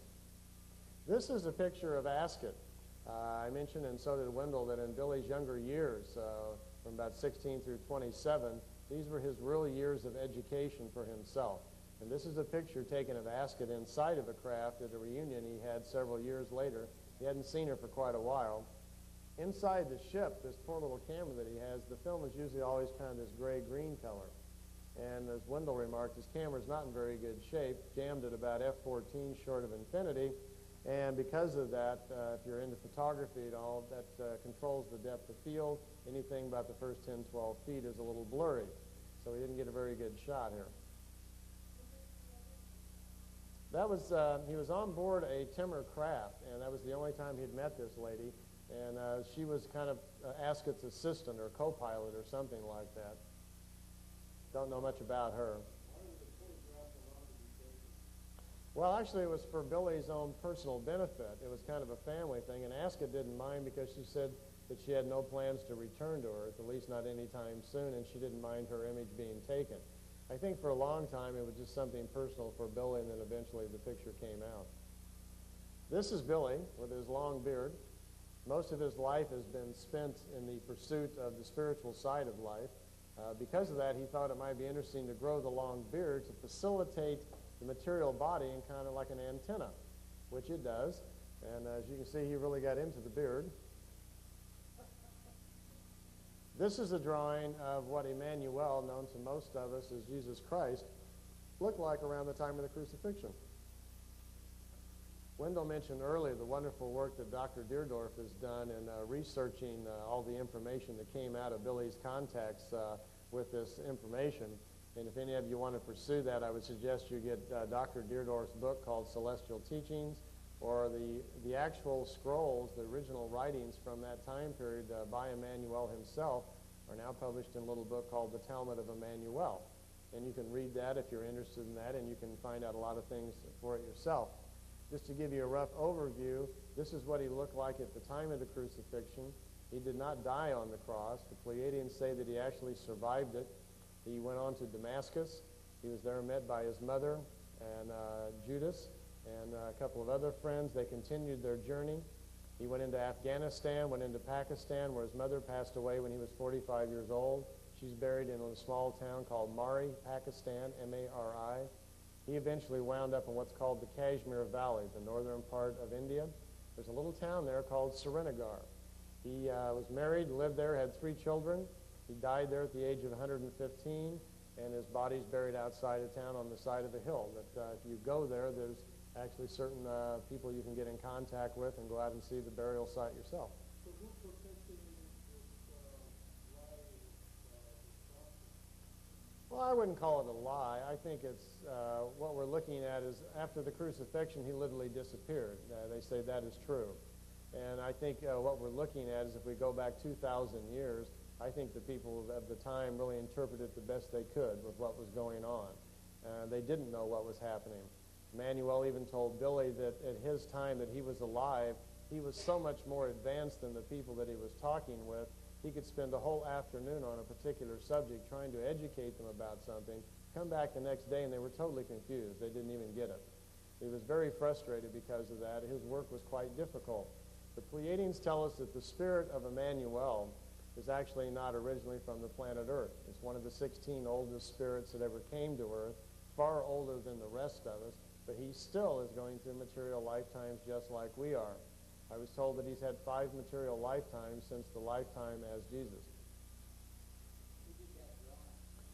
Actually, there was 2 drawings, and you can see them in the Talmud. I forgot the lady's name. There was a drawing done by Simyasi of what he looked like, and then another lady in Switzerland, whose name escapes me, did another drawing, and that's what you're looking at here. Actually, the slides should be facing the other way as the way she originally drew it. Both of the drawings are in the book, The Talmud Emmanuel, so you can see the one that Simyasi drew, and the one, and this one here is also in there. Jesus Lived in India, by Holger Kernstein, a Christian historian in Germany. That's available. Well, it's hard to find it. It's been out a long time, and for those of you that are interested, you might go to a bookstore. It has nothing to do with the Pleiadian case. If you just want to read a very hardcore, non-biased study tracking down the life of Emmanuel after the time of the crucifixion, it's called Jesus Lived in India. The author is Holger Kernstein, K-E-R-S-T-E-I-N. They can usually get it for you. And it is a very detailed account of tracking down the life of this man. He followed clue after clue after clue for years and following the trail. And literally, in summary, it supports the very same thing that Billy and the Pleiadians are telling us. So if that's something that interests you, you could follow that book down. Here's this new Variation 3 craft again with the little pie crust edges, I call them. And this craft is a little more advanced than the older, the smooth type. It has the ability to actually move in time. The older ones, as I mentioned, can go interdimensionally. They can make the jumps long in space. Remember I told you once you're outside of our normal space, you have to control the speed of your particles or you'll slip in time. This ship has the ability to purposefully do that. It can leave our dimensional reality and then move itself up and down the time span and re-enter at different time periods. So it's quite advanced. This was one of the blow-ups that Wendell and Jim De La Tosa did during the time they were examining the film.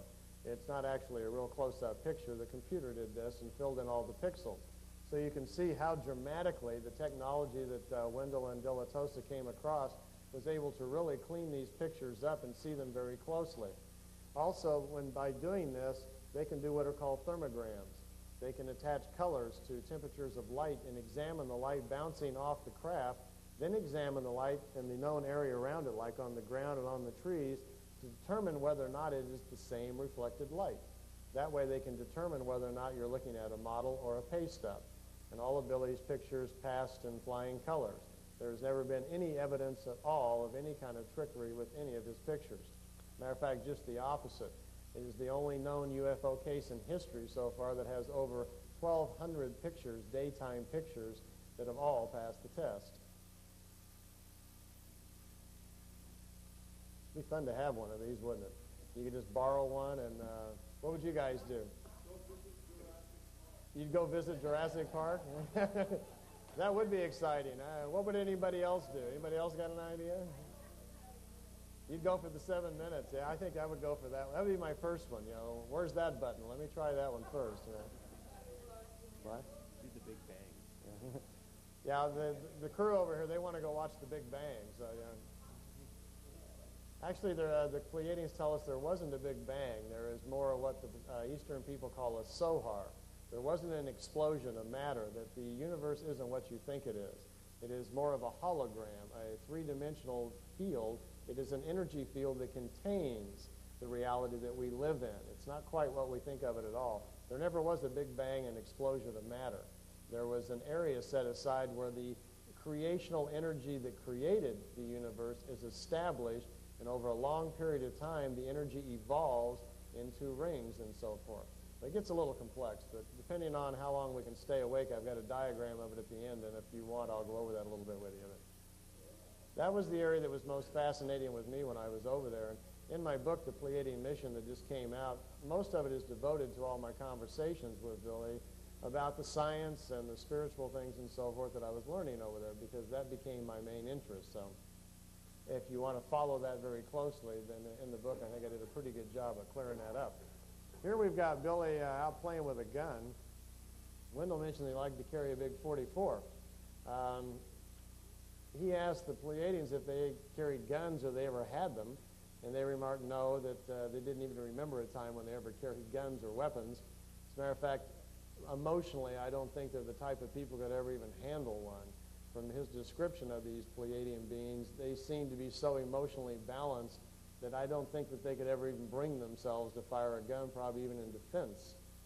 He says inside the craft, when you're around them, they are kind of like, they are so filled just with unconditional love and this happiness and this emotional stability, you don't want to leave the ship. You spend a couple of hours with them, you feel just wonderful. But then you have to come back to our reality, spend a little time here, and then go back in the ship. And after you do that about once a week for a few months, he says you get a little cranky. It's pretty hard to keep jerking back and forth. So, by the way, when you're in the craft, their food, they just munch on little veggies. They don't eat very much. They don't eat prepared meals like we do. They don't sleep very much. That's one of the advantages of being able to control the material body with your spiritual self. They only sleep 2 or 3 hours a day. But the difficulty is for us humans, here are Earth people, when you go aboard the craft, you're affected by the atmosphere in the craft, and it will change your metabolic rate. You won't get very hungry either, and you won't get very sleepy. But once you leave the craft and come back home, look out. There's kind of a slapback effect, and suddenly you're awfully hungry. You probably eat your shoes. And Billy would typically sleep for hours, whatever.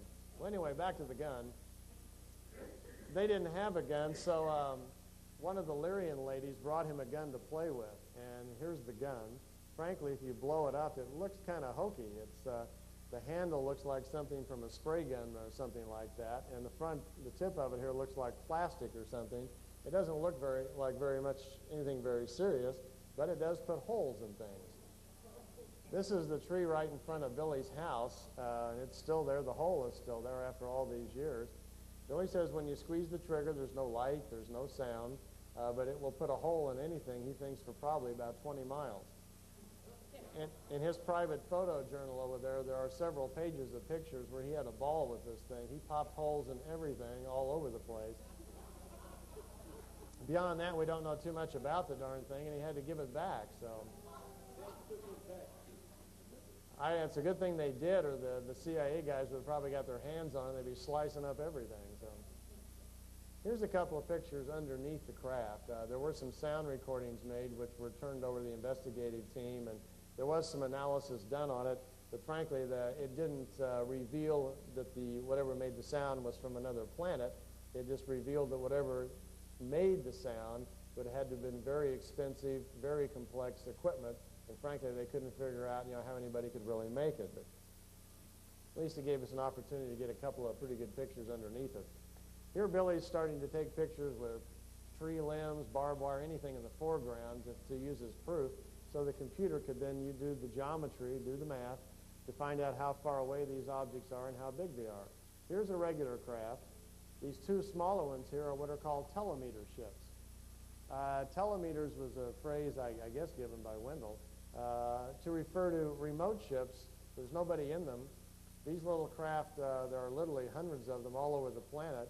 This is how they monitor our thought processes. They have openly admitted that they will broadcast visions and ideas to thousands of people. During the time of Meier's contacts in the 70s, there was over 17,000 people receiving visions and thoughts of different types as we sleep and at different levels of our consciousness. Then they listen to what we do with them. To them, they feel this is one way that they can help us learn things and help us to raise our consciousness ourselves without really interfering with our own free will. So they're allowing us to kind of get some information and data, and then what we do with it is up to us. Fortunately for us, they're not forcing us. Then if they were too open, and gave us too much information, it would overwhelm us, and they would wind up literally taking over our society. Here we've got a tripod in the foreground. On this occasion, Billy was also taking movie film. And for those of you that are interested, there is a videotape called Beam Ship, the movie footage. There are 7 or 8 clips, I forgot how many on there, of the ships flying around. Little short 5-minute segments that Billy took of the ships flying. Here you've got a regular craft, and then you've got these little 2 telemeter ships here. Notice in the new pictures that the new fellow has also already taken pictures of the telemeter craft. They're all over the place. Here's a pretty similar shot. See how all over Switzerland you have these big hills and they fall off for thousands of feet? This is what Wendell was up against when he was over trying to test the pictures out. If you go over there yourself, you'll see there's no flat land in the area anywhere. It's all up and down.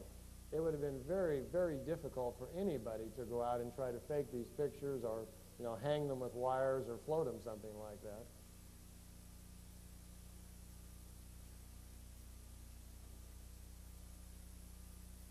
Now this one's pretty interesting. Look down here at the bottom. Here's a craft. Billy's inside the ship. He asked if he could go take a ride and see some of the other planets. 3 ships came. He's in one of them. They're just taking off from the ground. Here's one down here, and here's the other one up here. Here you can see it just a little better in this next shot. And here we're inside with the kind of the green-gray color.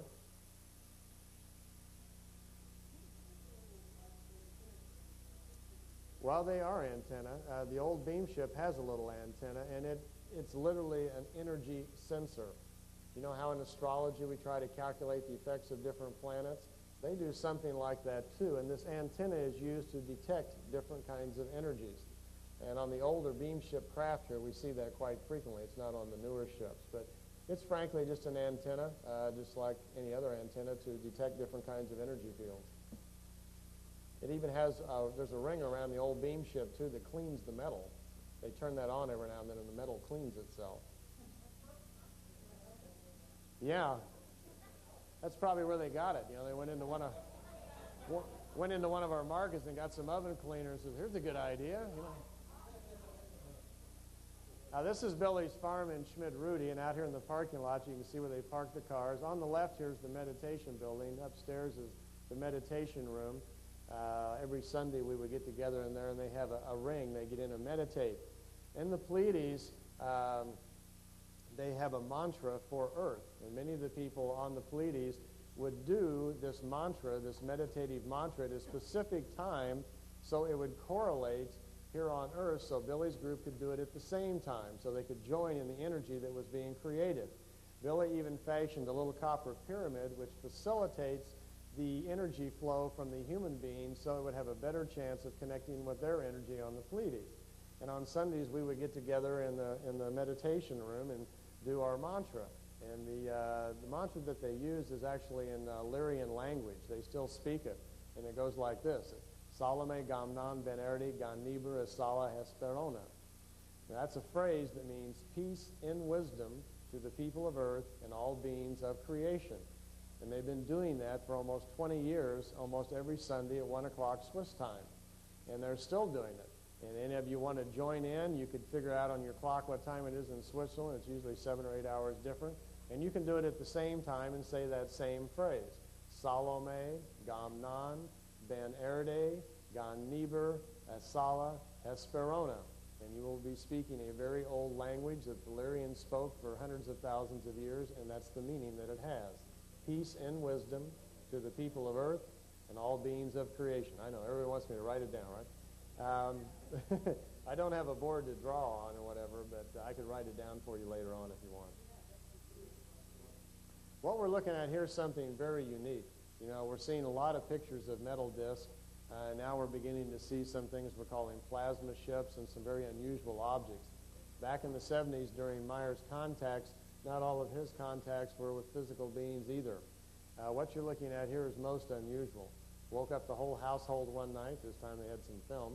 Billy started taking some pictures of this unusual thing.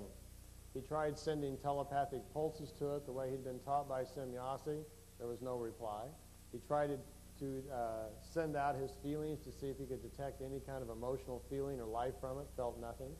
The thing kept changing shape. It would get longer, it would get smaller. Small balls of light would fly off of it and zip around the farmyard in different ways. Here you can see it's stretched out pretty good. What you're looking at is not a solid object. Semjase later told him that she believes, by the way, their instruments were not even able to detect this thing coming into the earth plane. It got by their instruments somehow, so it's quite advanced. She told him that she believed what had happened, that he had probably gotten pictures either of a race of people that exist without material form, something like what we might call a collective consciousness, and they felt it was probably connected to the Andromeda galaxy, where there's a race of beings that live on the edge of material life that they draw information and spiritual advice from for their own people. They were quite surprised that Meier got the photos because they'd never heard of these beings really presenting themselves to other people like this. Are those the Arcturians? No, they're not Arcturians. Actually, we don't really have a name to give them. The Semjase just believed it was probably from the Andromeda Council, but we're not really positive about that. It didn't come back, and Billy didn't get any information from it. But what we do know, anyways, we're looking at some kind of life form that's highly developed. It either has the ability to send its presence or a probe of some kind to pretty much anywhere that it likes. See, it's pretty big here. It's stretched out in pretty good size. It's actually quite hard to tell how big that thing really is. Did you recall a photograph of the Freeway 5 and Griffin Island many years ago? Was it? No, I don't recall that one. Didn't know about that one. This was the light up in the sky. Eventually, it disappeared up into that light, and the sky went black, and that was the last they saw of it. Billy's contacts ended about October of '78, the series of contacts that were designed for the people of Earth. I call them the educational contacts. It was decided then to stop the ongoing physical series. After that, they would continue having occasional telepathic contacts, mostly for his own benefit. You heard earlier that he's had about 270 or 280, something like that. At this point, there had been 115 contacts up to October of that year. The contacts after that were largely all just telepathic things that he would receive occasionally for his own benefit. They were not designed for us or for the people of Earth, so we really don't know anything about those contacts, and we don't know what they are like, what kind of information, and there's no information to support what they are or whether or not they've actually happened. What we do know is in 1981, he once again received that familiar cooling sensation.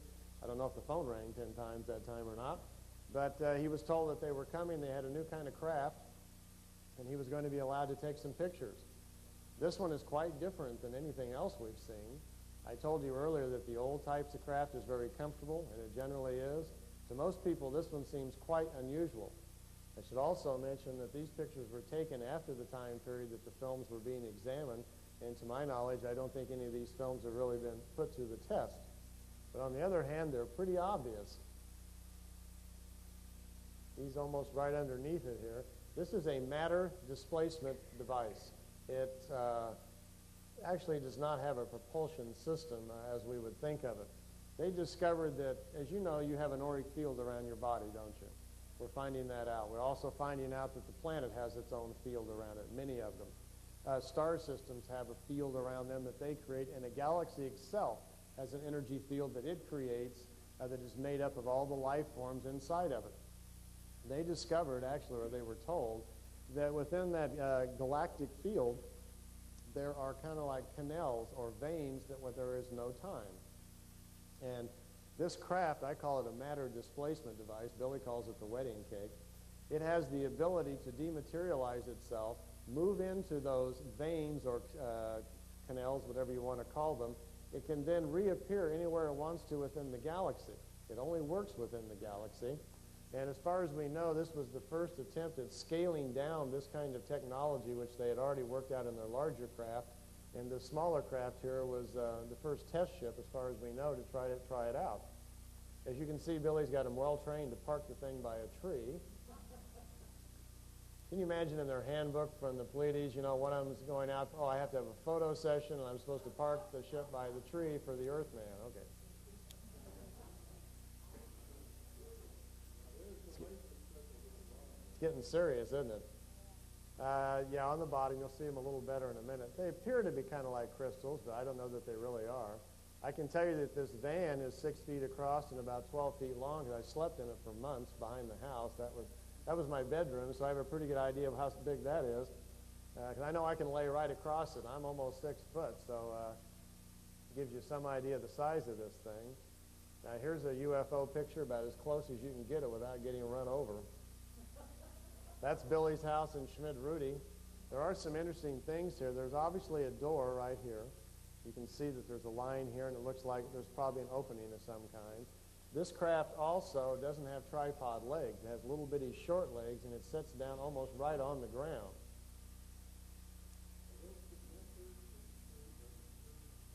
The round balls? I don't know what they really are, and Billy didn't have any idea either. Yeah. All we know for sure, see the reflection in here? And there's been a lot of study on this. I know from where he's standing that behind him, from his camera vantage point, what you got in here is the reflection of the building behind him that's reflecting on it. So I imagine you could probably go over there, and if you could get that same spot again, measure the building, measure the balls, measure this, you might be able to figure out the actual size of this thing. Personally, myself, and you can see here it's on the ground, Billy's not real tall. I think he's probably 5, 6, 7, somewhere right in there. And based on the fact how high the camera would be when he took the picture and being familiar with this general area, I can't see where this craft is over at the most 8 feet tall, if even quite that tall. With a little simple geometry, it can tell you that this craft is probably, in my estimation, maybe not more than 15, 16 feet wide. I don't know for sure, but it seems to me that it's a little smaller than the regular ones. The garage door opener? It could use one, couldn't it? No, this was a manned ship. In Billy's photo book over there, they actually spent the afternoon there. When the craft came in, it floated over a couple of the cars sitting out here in the parking lot, and it messed up the electronics in the cars. And that afternoon, they were kind of embarrassed. They tried to fix the electronics in the cars, but they couldn't. Billy had a little fun with them that they can travel the universe, but they can't repair a Volkswagen. They stayed there pretty much all afternoon. As you can see, it's nighttime when they left. Here it is in the evening, and the craft is floating out over the cars there in the lot. That green light up there is the floodlight from the parking lot out in front of the house there when they were leaving. Did anybody else see the craft with the people in the car? I don't think so. I think he told me anyway that he was by himself that day when this happened.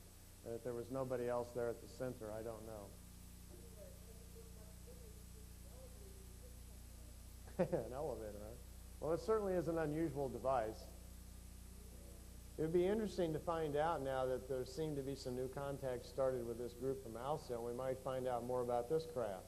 So far, we haven't seen any photo evidence that it exists, but perhaps in the near future we can find out from them if this was ever used again and if the technology developed into something, and then maybe we can get some validation about this craft in these pictures.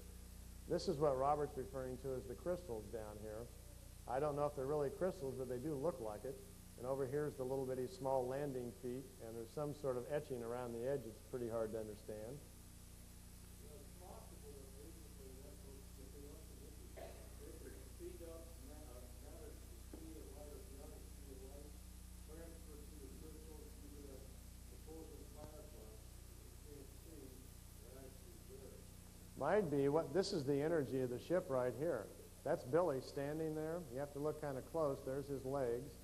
There's his head, and there's his hand. He's underneath the craft trying to get a picture of it.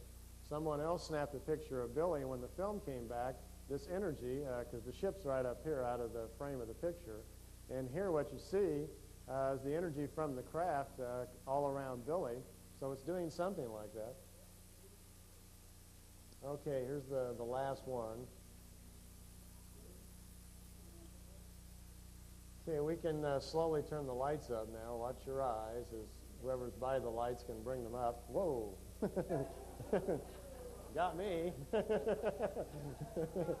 What do you think slow about that? Thanks, thank you.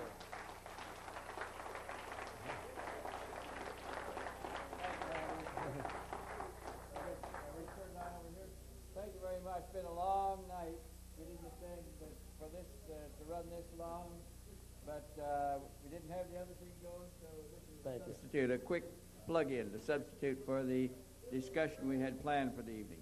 Thank you very much, folks. See you tomorrow. What? You have a chart you could show. Well, I do, but it's just getting so late. It probably takes me another hour to go through all the charts and the mind. And I tell you, it's in the book. I tell you what. I know it sounds like a sales pitch, but all of it's in the book if you're interested. And I do have a lot of copies there. So. Yeah, I've got them right here if you'd like a copy of the book. If they'll let me in the other room, there's a case of them sitting there. I guess if I can get into the exhibit room. I'll be here tomorrow till noon, and I'll be here all morning at the table if anybody's interested. And I've got the videotapes with me, and I've got a lot of copies of the book, and I'll be there all morning till about noon. If you're welcome to come by then. Probably a lot of similarity. Thanks very much, folks, and good night. Thanks for sticking with us, okay? Worked out too well. I was a member for about 2 years, and I had a lot of difficulty being the only guy in America trying to get along with all the decisions being made, you know, in Switzerland. And I went back one other time after that and spent some time there, and then I dropped out of the group. I'm not a very good follower. It wasn't my reason for going over there anyway. I just kind of wanted to learn things. I learned a lot.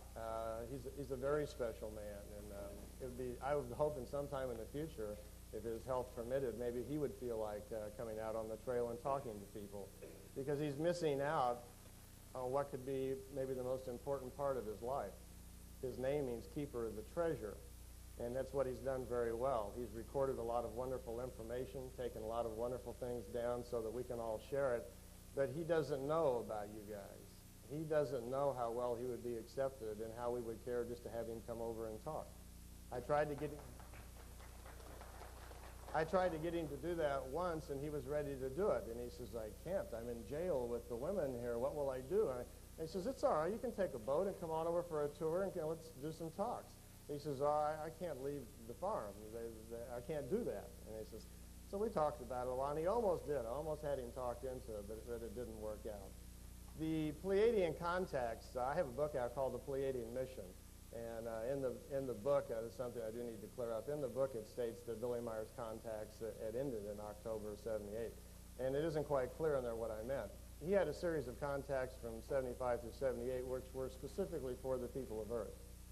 And when those contacts came to an end, when the Pleiadians decided to stop those contacts because it was no longer in their interest, it wasn't that Billy's contacts ended. Billy had had contacts for years before that, even when he was a child, and they're still going on. As a matter of fact, there is another group now. Wendell mentioned to you earlier that there are different groups of Pleiadians coming here and having contacts with different people. Billy's having contacts again with another group. There's another group from Alcyone. The pictures we've seen over the years and the information we've heard over the past 20 years have largely been centered around the group that was from Tegeta. About a month ago, I was in Florida giving a talk, and a man approached me and says, I'm the fellow that called you to arrange the talk. And I says, very nice to meet you. Thanks for having me down here. And he was kind of smiling. He says, I have a special gift for you. And I says, okay, what is it? He says, we get to talking. He says, I'm having contacts with the Pleiadians. It's been going on for a long period of time, and I want to talk to you now about going public with what's happening here. And I was listening, you know, because quite often people will tell you they're having contact with someone. It usually doesn't lead to much of anything, right? So we begin to talk, and he says, 6 years ago, excuse me, let me back up a little bit. He said his contacts had been telepathic for over 15 years. He was aware of when Meier's contacts started, and he was having contacts with another group from Alcyone. And the reason he was having those contacts was because he himself is a Pleiadian. That his spirit came into a human body when it was 10 years old, and his parents from the Pleiades for years had kept saying hi to him telepathically, and they'd been with him all this time. And about a year ago, they asked him if he would be interested now in helping them with the new stage of awareness that they want to start, and would he be interested in being a physical contactee now? And he said he wasn't too sure that he wanted to do that he'd watched over the years and seen what had happened to other something. And I was getting indications about the seriousness of what's going on over in Switzerland, what there is to learn, and to stick it out and to learn, and to pay attention. So I did. I hung on for 2 more weeks, painted the barn, fixed the fence, fed the kitchen. I did just about everything around there, including working in the garden. And I remember one day, I'm up on the north side of the the farmhouse, and I'm working up there. The altitude's so high, I'm just about to pass out anyway from working out in the heat. And Billy's sitting down on the patio in front of the house, which he usually does in the afternoon. And I'm up there working away all by myself, just, I look down and I see Billy kind of walk out in front of the house, and he's looking up at me. It's like a half-mile down the hill. So I kind of stopped and waved at him down the hill like this, and he saw me and he turned and, dashed back into the house. He was doing all he could for a couple of weeks just to kind of, try to pretend not to see me at all. We would have dinner every evening, but he wouldn't talk to me. So I thought, well, this is, something for me to learn here. I'll have to kind of get used to this. So I stayed for the 3 weeks. The day I was supposed to go, everybody come out. We were all kind of becoming friends, and I actually was learning a lot. They gave me all the notes and so forth. And I found them really to be really very nice people, very loving people, but you have to get used to the style. Their way of doing things is much different than ours, and they really have had a lot of pressure on them. They have a lot of concern about what to do with the information, who to give it to, how to handle the information, and it's a pretty difficult position to be in. Well, I left and went back home to L.A., and a couple of weeks later the phone rang, and it was Bruni. Billy likes you. It's okay to come back. I said, okay. That makes sense to me, I guess.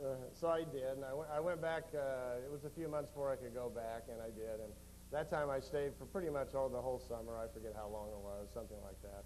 And when I got back this time, it was a whole different situation. Billy was very friendly, and we hung out every day. There was hardly anybody around the center during the day. Usually just he and I, or we'd go to the mall, and I had him all to myself for at least a couple of months just to ask questions and talk about things. And to be quite honest with you, most of the things that he wanted to talk about, spiritual things and life and how the planet works and what reincarnation is and so forth, he was overwhelming me. These weren't the questions that I was quite ready for, because I soon found out that knowledge, you have to take it when you're ready for it.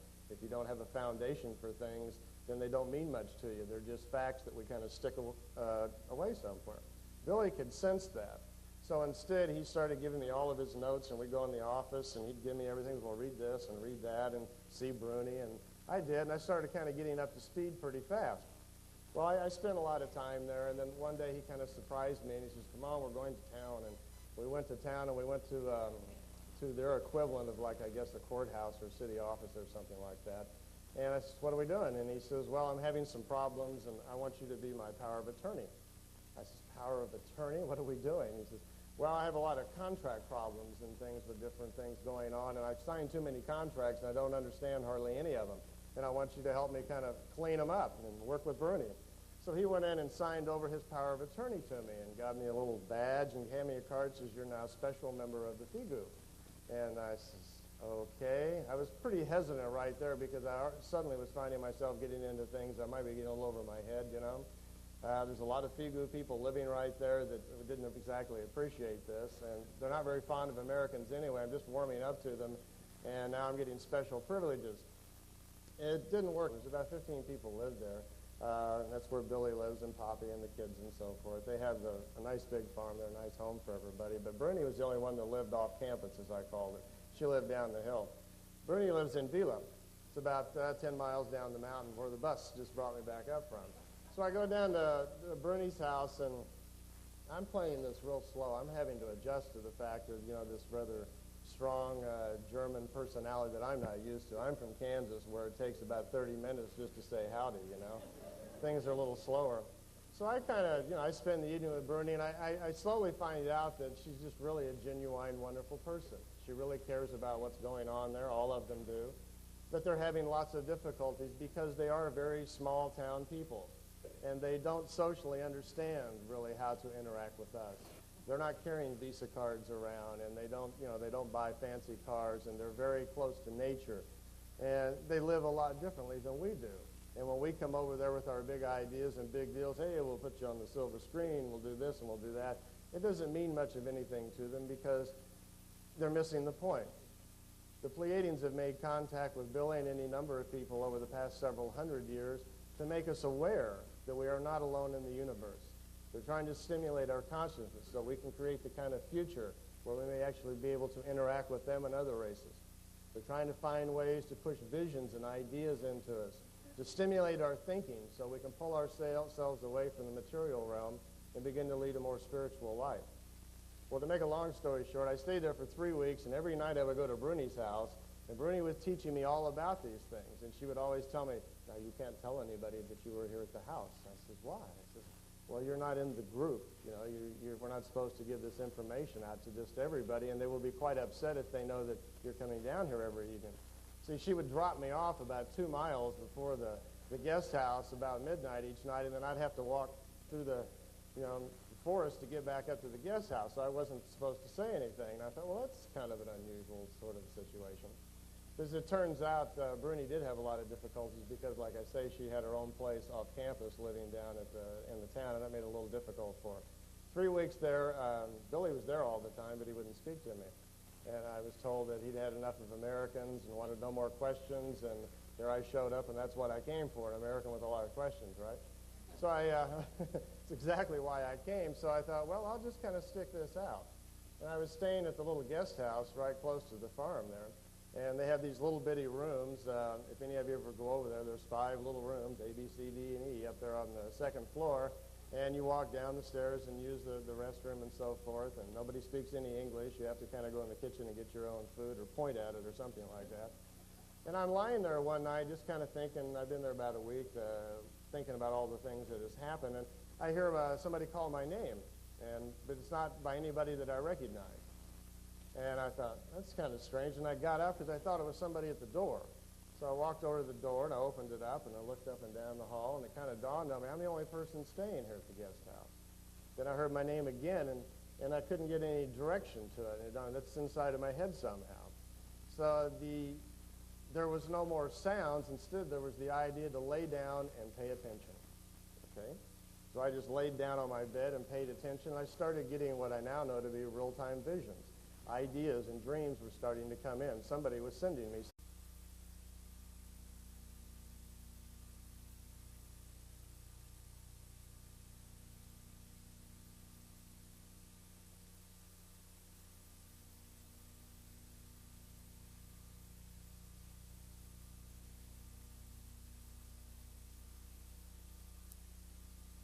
I think I'm wired up. Am I on? Okay.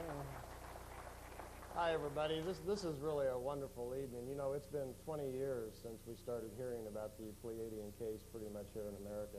It was in January 1975 when Billy got that first cooling sensation and the phone rang 10 times, and he hopped on his moped and headed out for that first sighting out there, and the pictures started coming out. So, and then, of course, because of Wendell and Lee Elders and Tom Welch and Jim Delatosa and all the other wonderful people in the early days that were gathering all the information, a few years after that, it started filtering over here into America. I think I first heard about it 78, 79, somewhere back in there when Wendell was leading the CIA all over Europe, and the pictures were starting to come back a little bit. And I saw these pictures, and I thought to myself, my God, if there are really human intelligences coming from another world that are human, that are that advanced, imagine what we could learn from them. Well, I had an import company at the time. I was kind of running back and forth to Europe anyway, going to Italy, and I kept trying to find some way to get over and find out more about this, but it didn't work out. I even tried once. I was in Italy and Rome, and I called over to the house over there, and actually I called Lee Elders first. I says, Lee, is this a good time to go over to the farm? I'm in Rome right now. I could run right over there. And he says, no, don't go right now. There's been another attempt on Billy's life. And I says, you're kidding. He says, no, some woman thought he was the Antichrist or something and took a shot at him. I says, took a shot at him because they thought he was the Antichrist? He says, yeah, it's really a damnedest story you ever heard. The Pleiadians warned him about it. And Billy, he's got so much energy. He's a character, all right. He put a metal plate in his coat pocket and went into the ship and had the Pleiadians explain to him that this woman was going to walk right up and take a shot at you right in the chest. He says, well, where's it going to happen? He says, well, right here. She's going to shoot you right in the chest. Billy put a metal plate in his coat and walked right out where he was supposed to stand and waited for her to walk up the driveway. When the woman came up, she took a shot at him, hit him right in the chest. He, of course, just stood there. The woman probably thought he was the Antichrist then. Took off running down the road.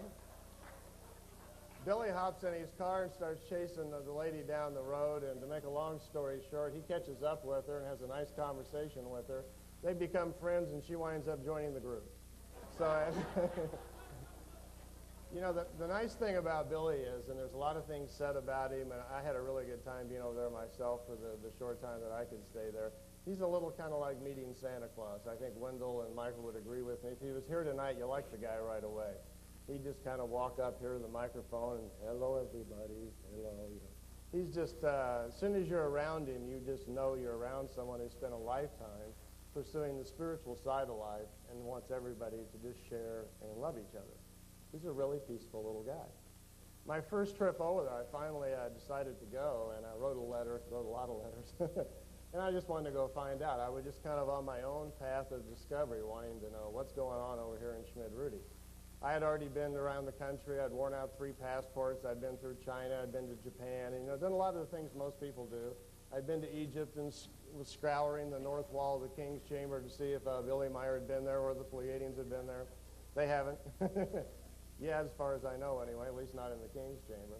So I finally wound up going over to the farm.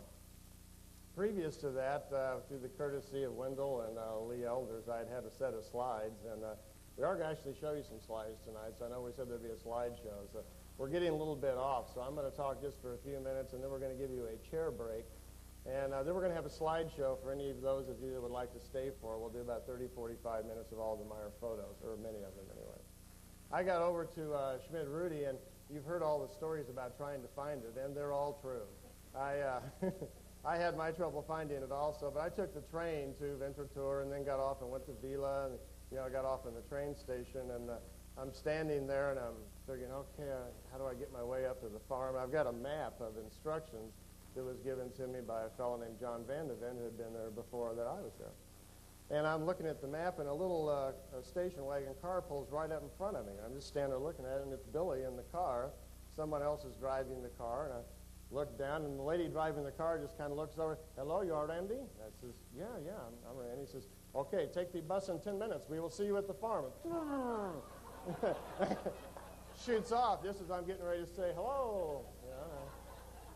I'm thinking, okay, I'll have to work on fitting in this place, I guess. So bus came. I went up there. I was working at the time at a bank, and I had only 3 weeks vacation. So I got there, and as I'm coming up out in front of the farmhouse there, what they call the Star Center, there's a visitor's patio.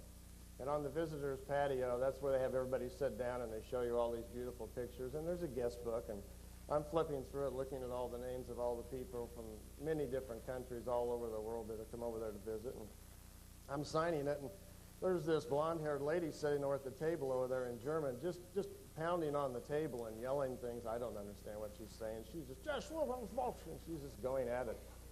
And then somebody comes over and says, hello, you are to meet this woman. She's greeting the visitors here. And I'm going, oh, boy, it's going to be a good day, isn't it?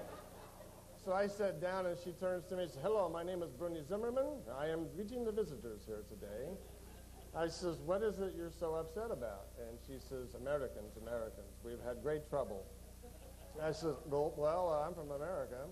And I says, we know all about you. And so we proceeded to talk, and they were quite upset over the difficulties they were having with certain people using the materials and not getting paid for it and this and that. And I says, well, what seems to be the difficulty? He says, well, over the years, people have come here, and they come from Hollywood, and they come from this place and that, and we give them pictures, and we give them this, and they never come back, and we never get anything about it. They just kind of come here and use it, and then they call us names, and they go home and they write articles and say we're this, and we're silly farmers and fools, and I'm thinking, yeah, I've read a lot of those. I guess that really has happened, hasn't it? She's going on for about an hour explaining, and then she kind of calms down, and she wants to know why I'm there, and I says, well, I just came over to learn. I'm just, want to know what's going on. I don't want anything. I don't need a contract or the rights to anything. I just want to know what's happening. So after I heard all about how bad, this guy was and that guy and this guy and so forth, she says, well, come to dinner with me. I said, okay. So we go down the hill. She lives in Vila. Most everybody at the Semyasi Silver Star Center, what they call